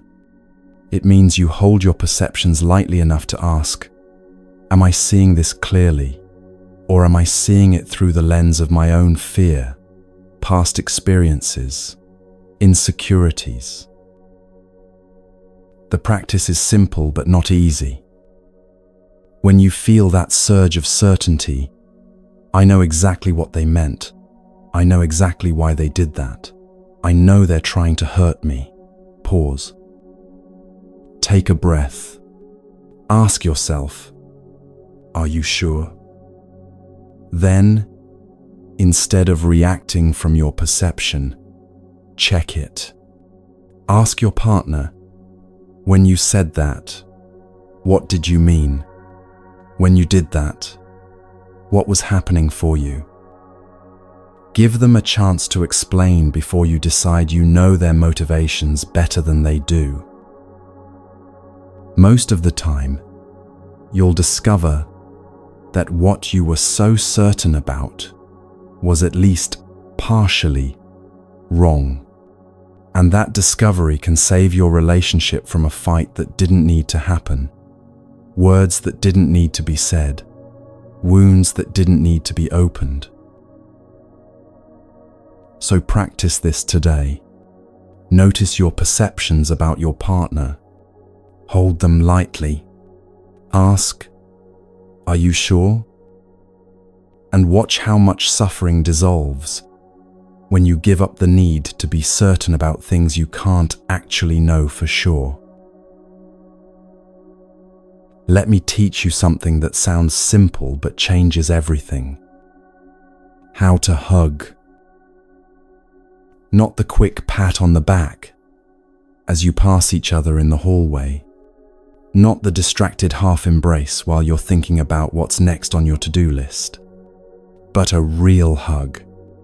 A mindful hug. The kind that makes both people feel truly seen and held. The Buddha taught that we need to make each other real in our arms. Most of the time, the people we love are like ghosts to us. We see them without really seeing them. We touch them without really making contact. We're so lost in our own thoughts and worries that we forget to actually be present to the miracle of another human being right in front of us. Hugging meditation changes this. Here's how it works. Before you hug, stand facing each other. Take a moment to follow your breathing and establish your true presence. Let your mind settle into your body. Let your attention come fully into this moment, this person, this connection. Then open your arms and embrace them. First breath in and out. Become aware that you and your beloved are both alive. Right now, in this moment, both of you breathing, both of you here, both of you real. Second breath, in and out. Think about where you'll both be 300 years from now. Both gone, both returned to the earth. This moment together, temporary and precious, beyond measure. Third breath, in and out. Feel how precious it is that you're both still alive right now. That you get to hold each other. That your paths crossed in this vast universe, and you found each other. When you hug like this, the other person becomes real. Not an idea of a person, not the role they play in your life, but a living, breathing, temporary, precious human being who won't be here forever. A man told me he'd been married 23 years and had never really hugged his wife. They hugged, sure, quick embraces before leaving for work, routine gestures of affection, but he'd never been fully present for a single one of them. Then he learned hugging meditation. One evening after dinner, he asked his wife if they could try something. They stood facing each other. He felt awkward, self-conscious, wondering if this was silly, but he followed the practice. First breath, we're both alive. He felt her warmth, her solidity, her actual presence in a way he hadn't in years. Second breath, 300 years from now, his eyes filled with tears as he realized how much time they'd already wasted, how little time they had left. Third breath, precious that we're here now. He held her like she was the most valuable thing in the world, because in that moment, he realized she was. When they finally let go, both were crying. His wife said, "That's the first time I've felt you really hold me in 10 years." This is the power of presence, of actually being there, instead of just going through the motions. You don't need to wait for someone to leave on a trip to hug them like this. You don't need to wait for a special occasion. You can practice right now, today, making the people you love real in your arms. The Buddha said to invest 100% of yourself in everything you do. When you drink water, be completely present to drinking water. When you hug someone, be completely present to hugging them. This is how you stop sleepwalking through your relationships. This is how you wake up to the preciousness of ordinary moments. This is how you practice love as something alive and real, instead of a concept you think about while doing something else. So tonight, before bed, try this with your partner. Or if you're alone, try it with a friend, a family member, even a tree in your yard. Stand facing them, breathe together, hug with your whole being, not just your arms. 3 breaths, fully present, making them real, letting yourself be made real in return. And notice how something so simple, something you've done thousands of times without thinking, becomes profound when you bring your full presence to it. This is the lost art of connection, not something complicated or requiring years of training. Just the willingness to be here, now, fully present to the person in front of you. to speak honestly instead of defensively, to listen deeply instead of waiting for your turn, to question your perceptions instead of being certain you're right, to hold each other like you mean it.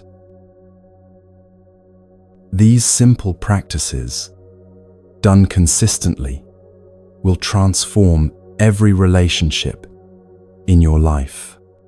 Not someday, not after you become a better person or find the perfect partner. Right now, with the people already in your life, with the love that's already here, waiting to be awakened through your presence.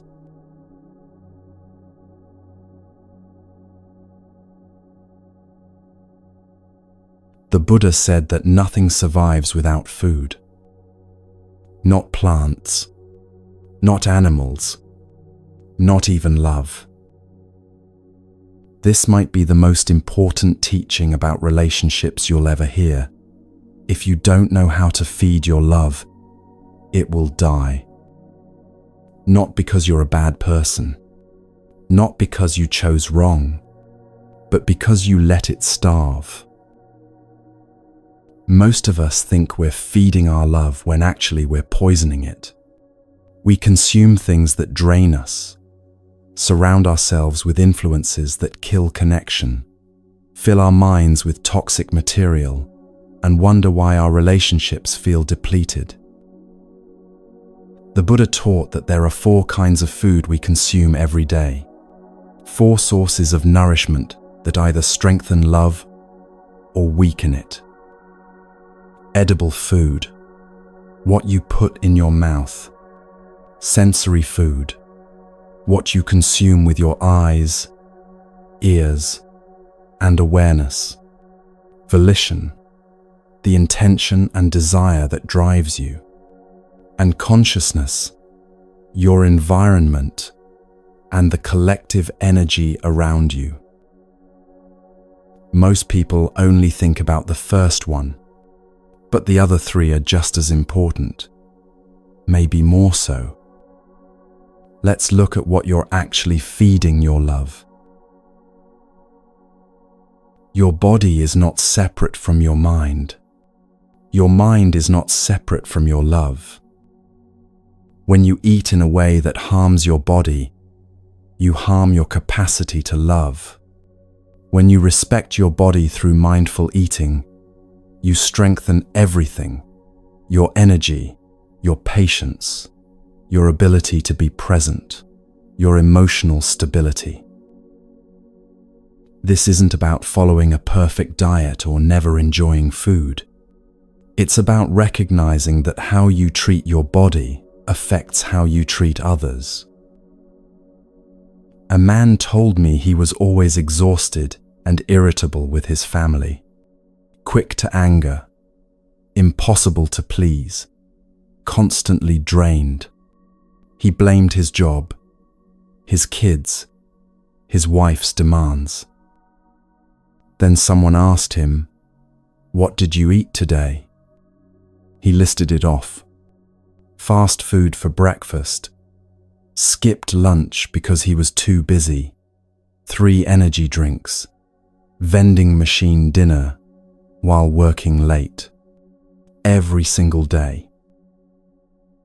His body was running on poison and stress, hormones. Of course, he had no patience for his family. Of course, everything felt overwhelming. He was trying to love people while actively destroying the vehicle through which love flows. He started one simple practice: eat 1 real meal a day with awareness. Not while working, not while scrolling his phone, just eating, tasting, being present to the nourishment entering his body.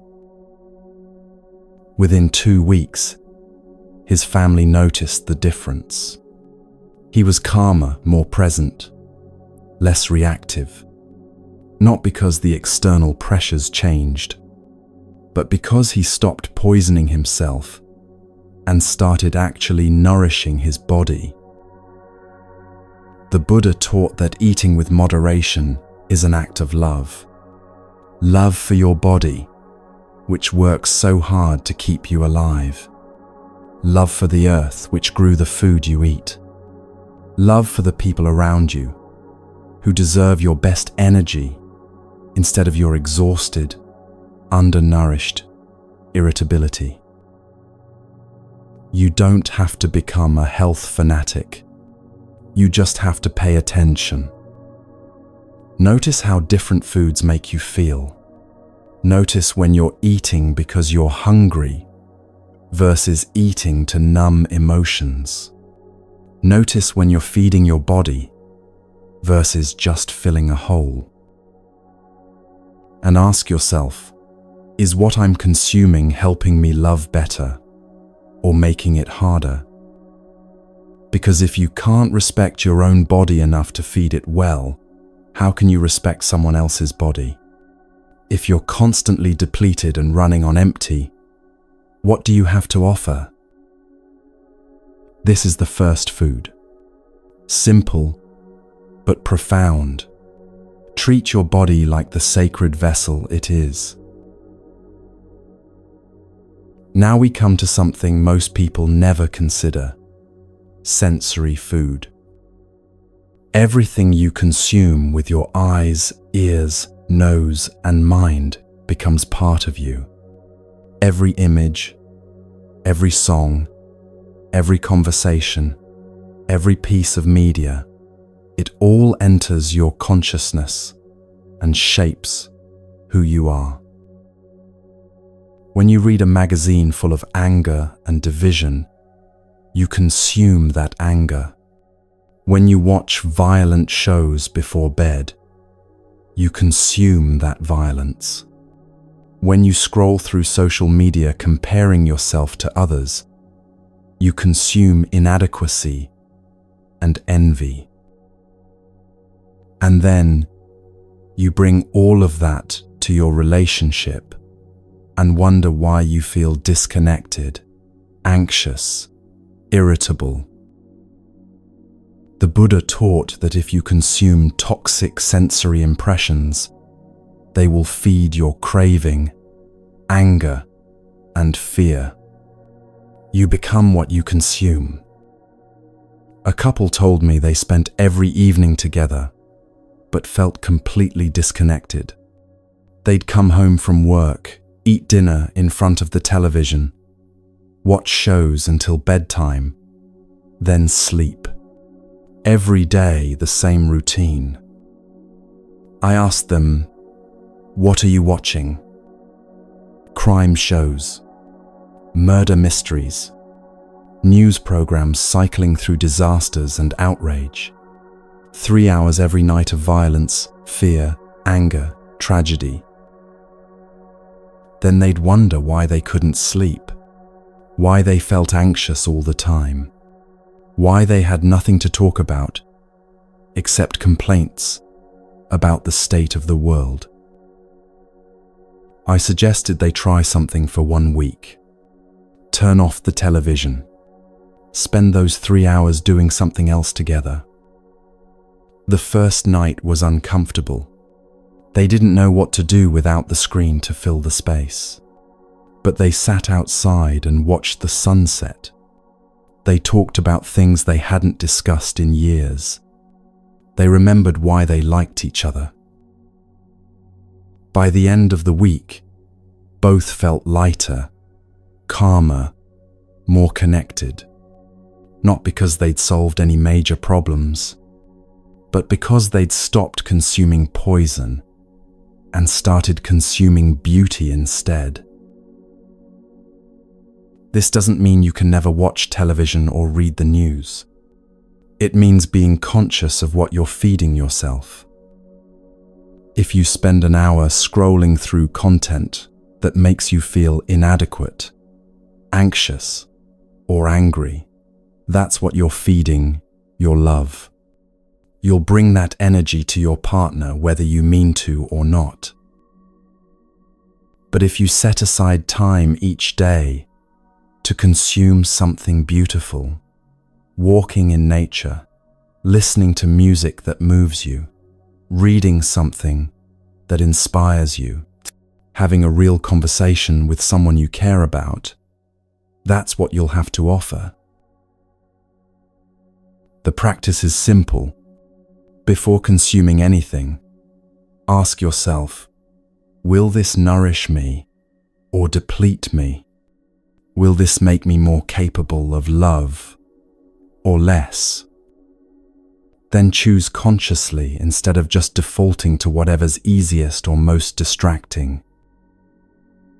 Your attention is precious. Your consciousness is sacred.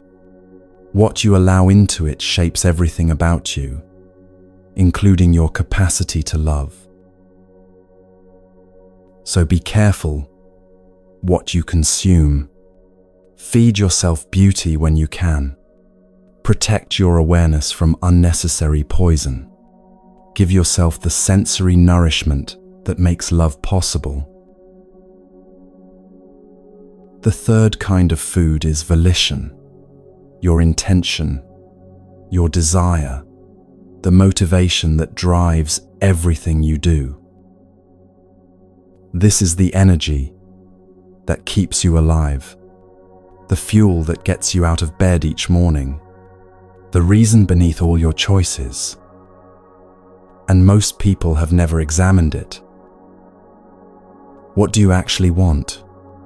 Not what you think you should want, not what your parents wanted for you or society expects, but deep down, in your most honest moments, what is your deepest aspiration? Because if your volition is toxic, it will poison everything else. If you're driven by the need to prove you're better than others, that competitiveness will seep into your relationship. If you're motivated by fear of failure, that anxiety will contaminate your love. If you want success at any cost, you'll sacrifice connection for achievement and wonder why you feel empty. The Buddha taught that you can practice developing a strong, positive volition.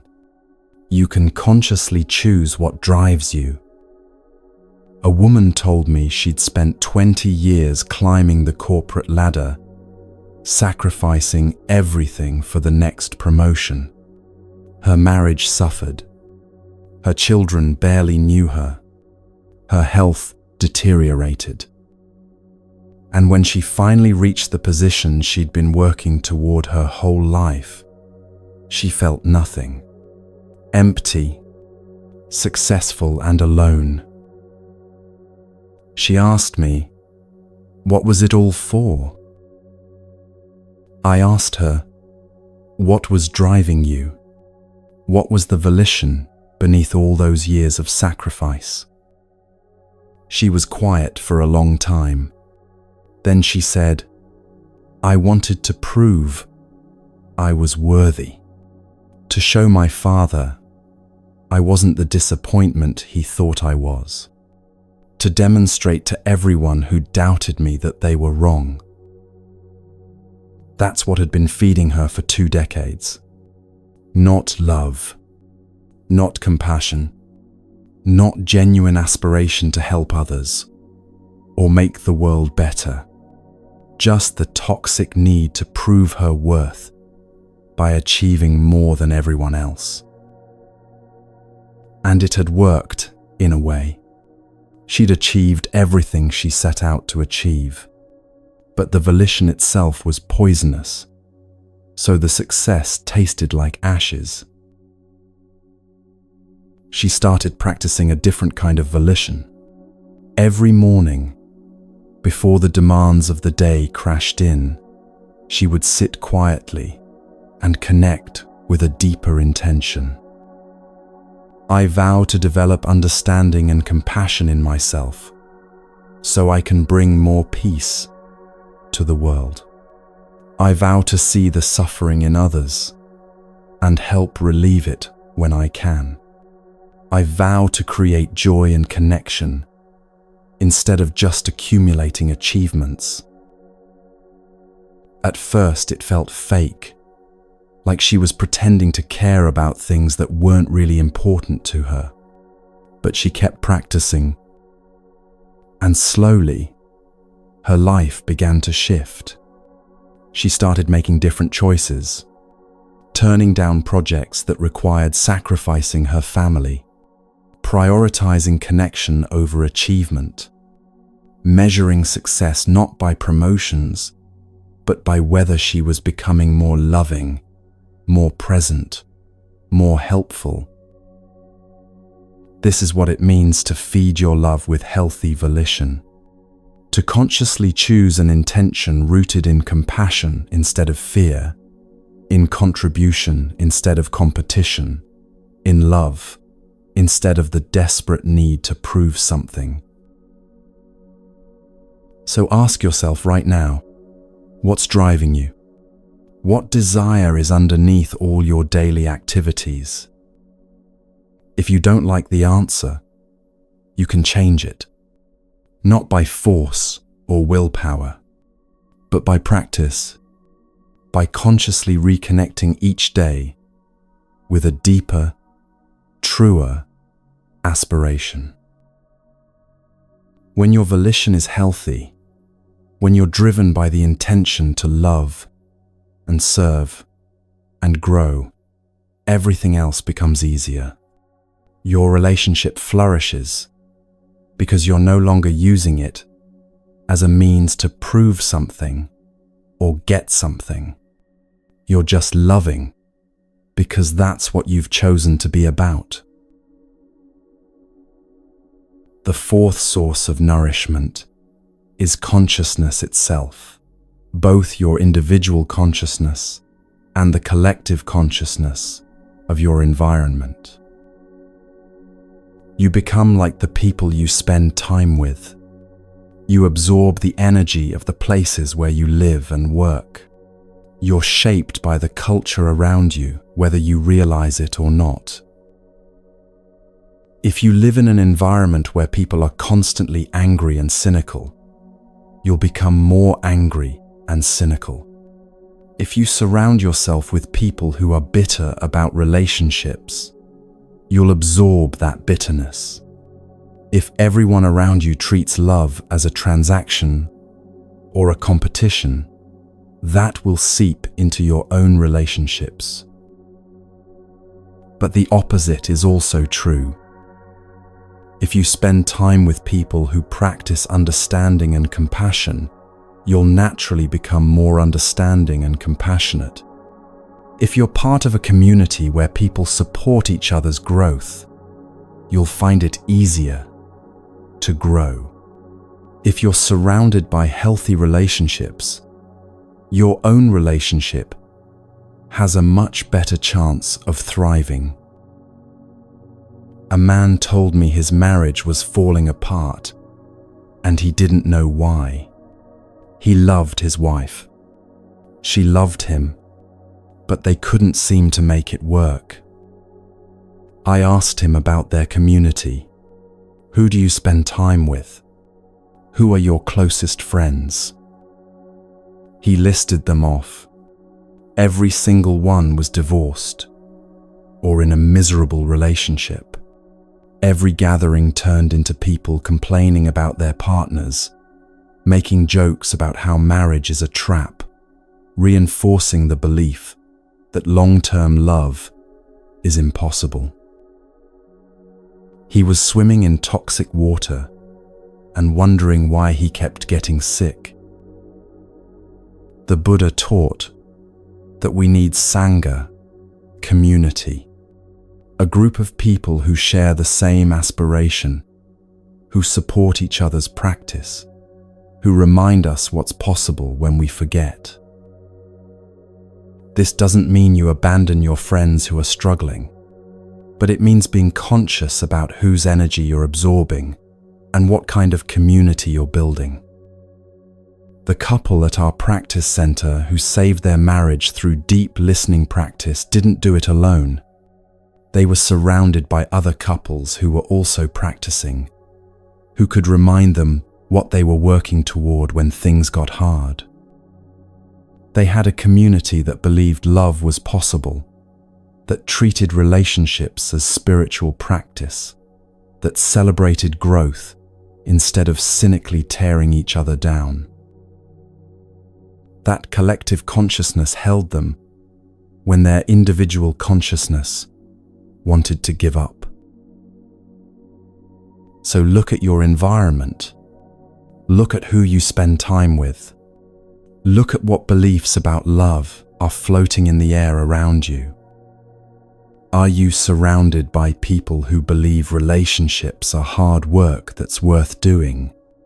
Or people who think all relationships eventually fail? Are you part of a community that supports healthy love? Or are you isolated, trying to figure everything out alone? You can't control everything about your environment, but you can make choices. You can seek out people who are practicing what you want to learn. You can spend less time with influences that poison your view of love, and more time with influences that nourish it. A strong community is like a web that holds your relationship when individual strands start to fray. Without that web, even small winds can blow you apart. With that support, you can weather much stronger storms. This is the fourth food. Choose your environment consciously. Surround yourself with people who believe in what you're building. Let the collective consciousness support and nourish you instead of dragging you down. These are the four foods that nourish love or starve it. What you eat, what you consume with your senses, the intention that drives you, the environment and community around you. Most people never think about these things. They wonder why their relationships feel depleted, while unconsciously poisoning them every single day. But you can make different choices starting now. Feed your body with respect. Feed your mind with beauty. Feed your purpose with compassion. Feed your spirit with healthy community. When all four sources of nourishment are healthy, love doesn't just survive, it flourishes. It grows deeper over years instead of fading. It becomes stronger under pressure instead of breaking. It sustains both people instead of depleting them. This is how you feed love every single day, not through grand gestures or perfect behavior, but through countless small choices about what you allow to nourish or poison you. So pay attention. Notice what you're consuming. Choose consciously instead of automatically. Feed your love like the living thing it is.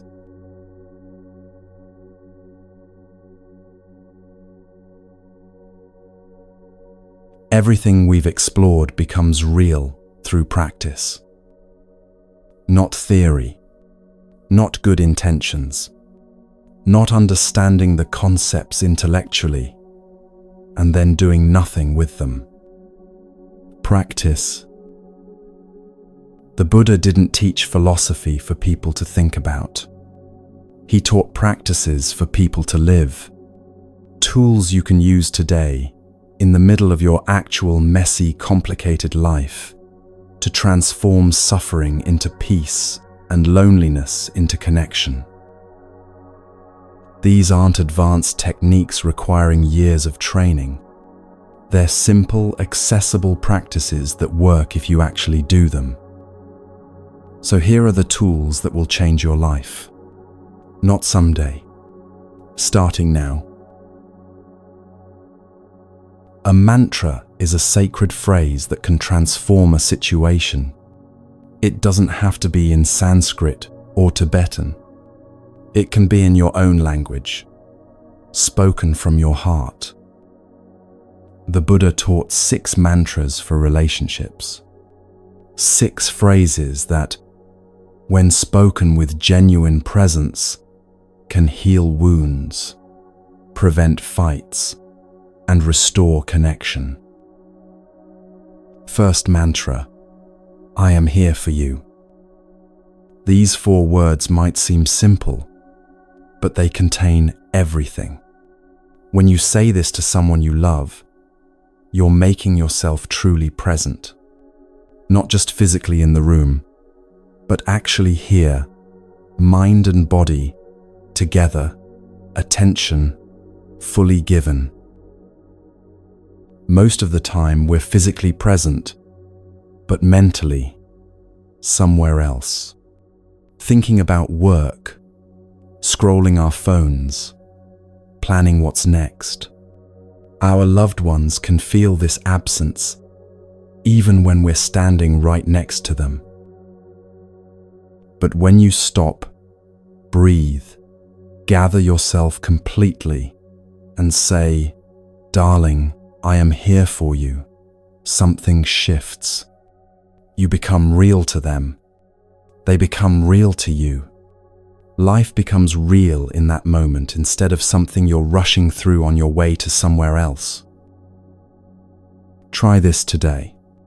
Look at someone you love, take a breath, and say these words like you mean them. Watch what happens. Second mantra, I know you are there, and I am happy. This is recognition, acknowledgement, the practice of seeing and appreciating what's actually in front of you, instead of always looking for something better, something different, something more. You can practice this with the full moon, with the morning star, with magnolia flowers in bloom. And you can practice it with the people you love. When you look at your partner and really see them, not taking them for granted, not seeing them as a function they perform, but actually recognizing their presence as a gift, and you say, I know you are there, and I am happy, you create joy for both of you. We spend so much time wishing things were different that we miss what's already here. This mantra brings you back to what's real, what's present, what's worth celebrating right now. Third mantra, I know you are suffering. That is why I am here for you. This is the mantra for when someone you love is in pain. You don't have to fix anything. You don't have to make it better immediately. You just have to see their suffering and let them know they're not alone in it. When you're mindful, you notice when your loved one is suffering. Maybe they don't say anything. Maybe they're trying to hide it. But you see it in their eyes, their posture, the way they're holding tension in their body. Instead of ignoring it or hoping it goes away, you practice true presence. You sit close to them and say, Darling, I know you are suffering. That is why I am here for you. Just those words, spoken with genuine care, can relieve more suffering than 1,000 attempts to fix or explain or make it all better. Your presence is the gift.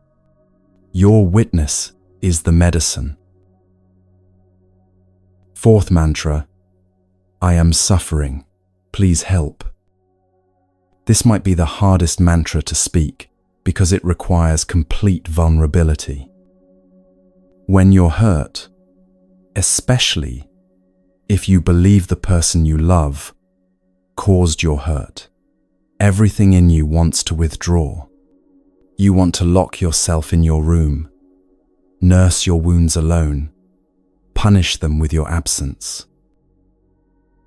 But the Buddha taught that this is exactly when you need to go to them and ask for help.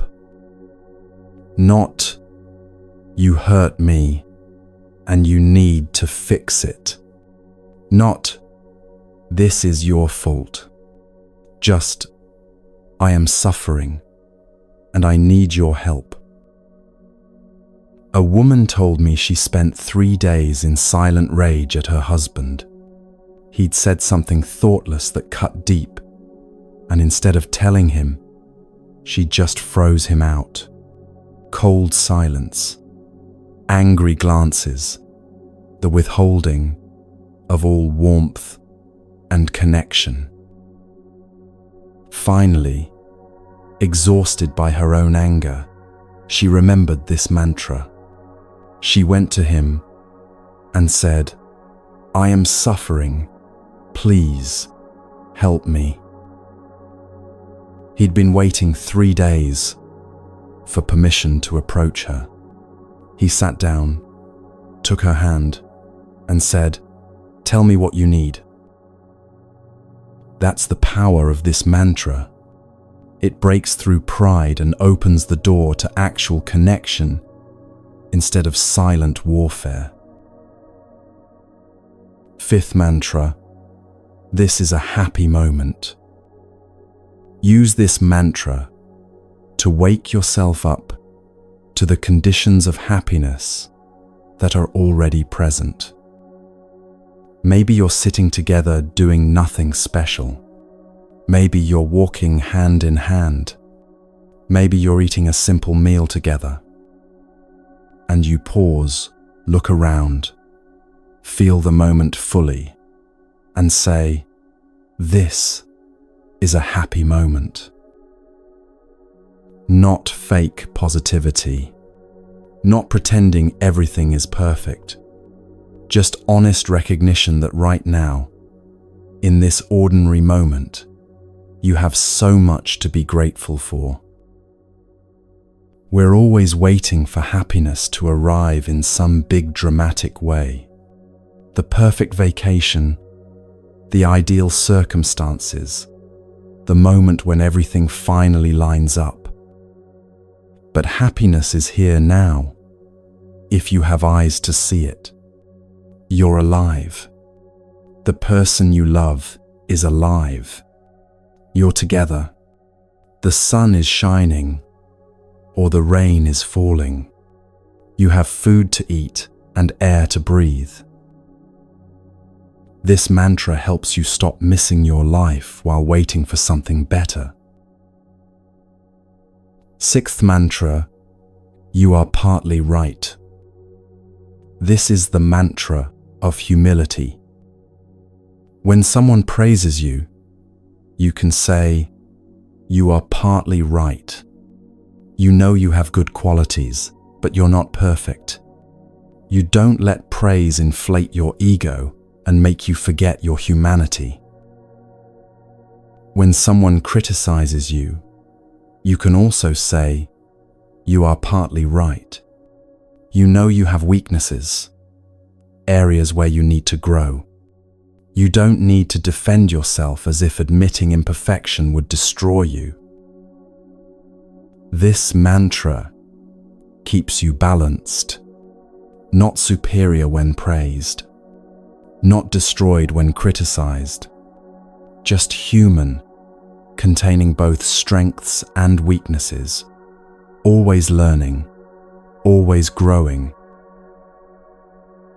These 6 mantras are tools you can use every single day. Write them down if you need to.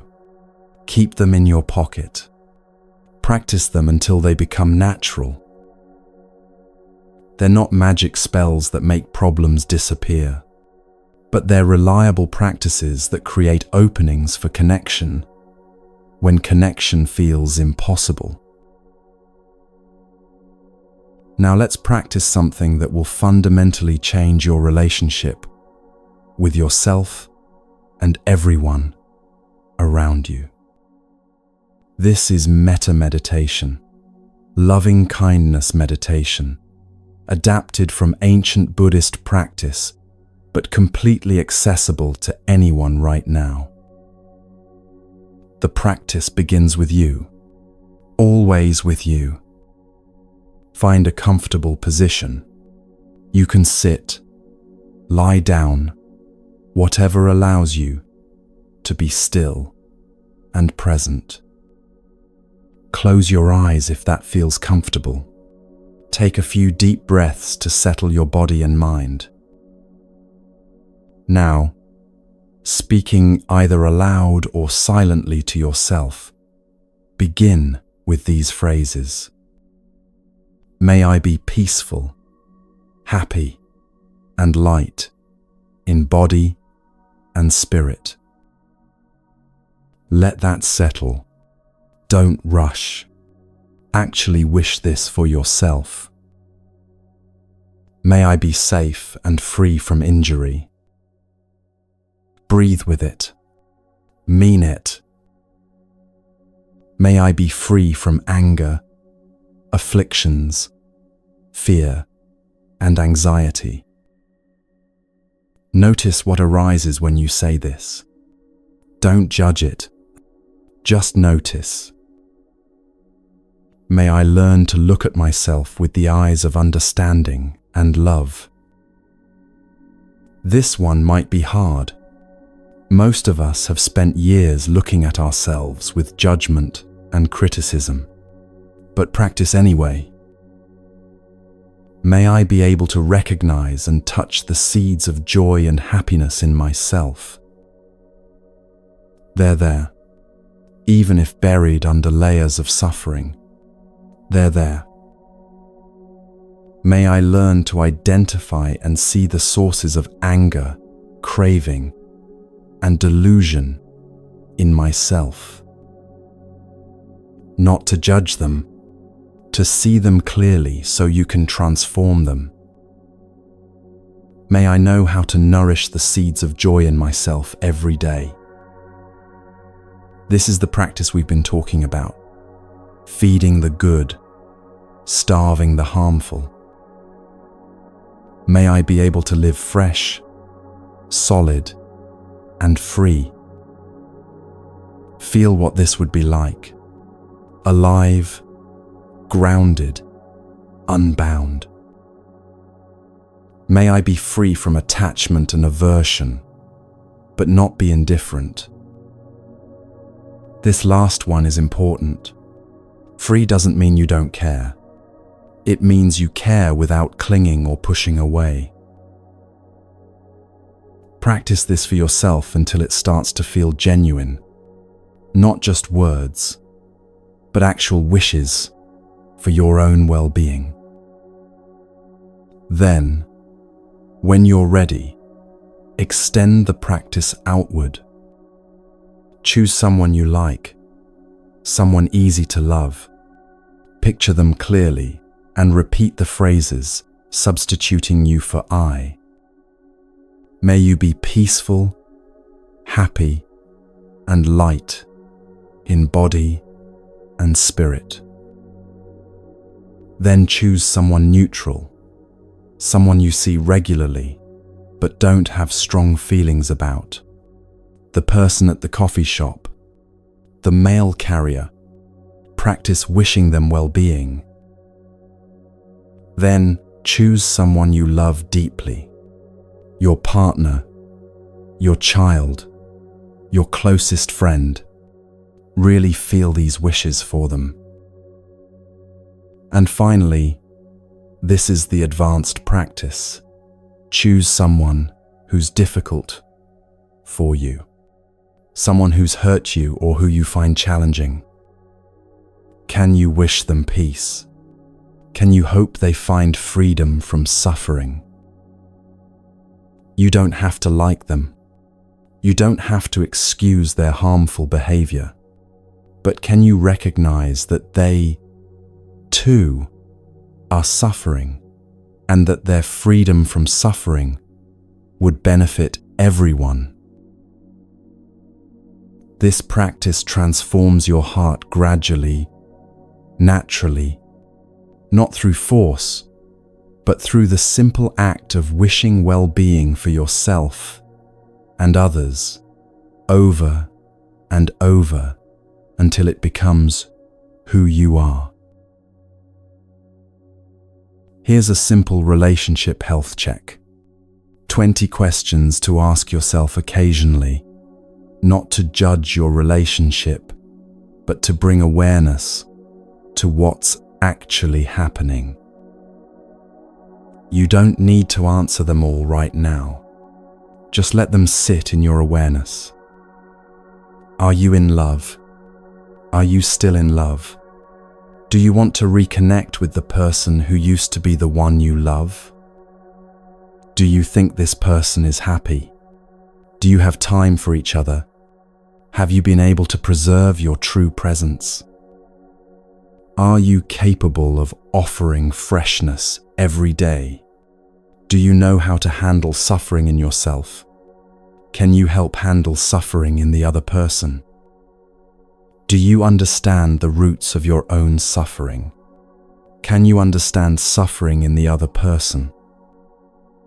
Do you have capacity to help them suffer less? Have you learned to calm down painful feelings and emotions? Do you have time to listen to yourself and your deepest desire? Do you have time to listen to your partner and help them suffer less? Are you capable of creating joy for yourself? Can you help your partner create joy? Do you feel you have a clear spiritual path? Do you have peace and contentment within yourself? Do you know how to nourish your love every day?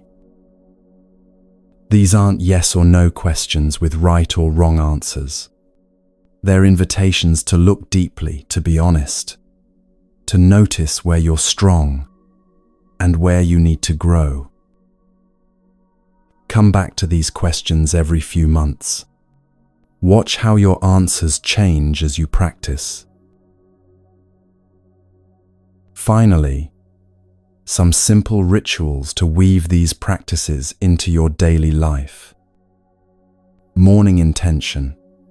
Before the day's demands crash in, take 2 minutes to set your intention. What kind of person do you want to be today? How do you want to show up in your relationships? Evening flower watering. Before bed, tell your partner one thing you appreciate about them. Just one genuine thing. Water the flowers instead of focusing on weeds. Weekly deep listening. Set aside time each week where you sit together and really listen to each other. No fixing, no defending, no advice, unless asked. Just presence and understanding. The practice of reverence. Treat your partner with the respect you'd give an honored guest. Even after years together, they still deserve your full attention and care.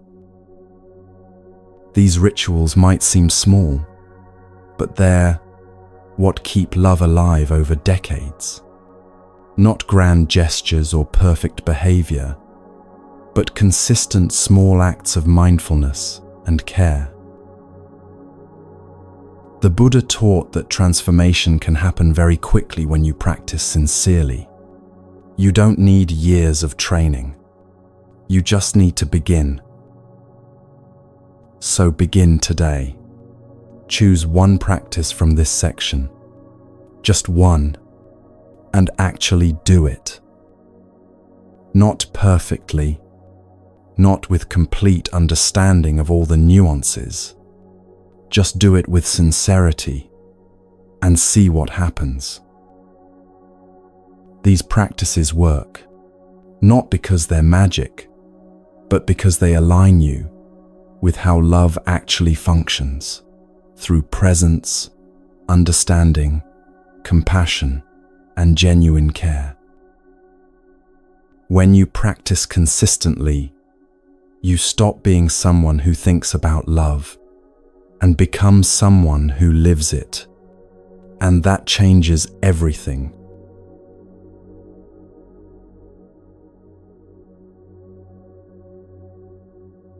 So here we are, at the end of this journey together. You now know that love isn't something that just happens to you. It's an art you can learn, a practice you can cultivate, a capacity you can develop day by day. Your heart can expand from a cup into a river. You can learn to generate your own happiness instead of demanding it from others. You can understand suffering deeply enough to transform it. You can speak and listen in ways that create genuine connection. None of this requires perfection. You'll make mistakes. We all do. But mistakes become compost for growth when you meet them with awareness instead of shame. Start small today. Choose one practice. Maybe the 3 sentences when you're suffering.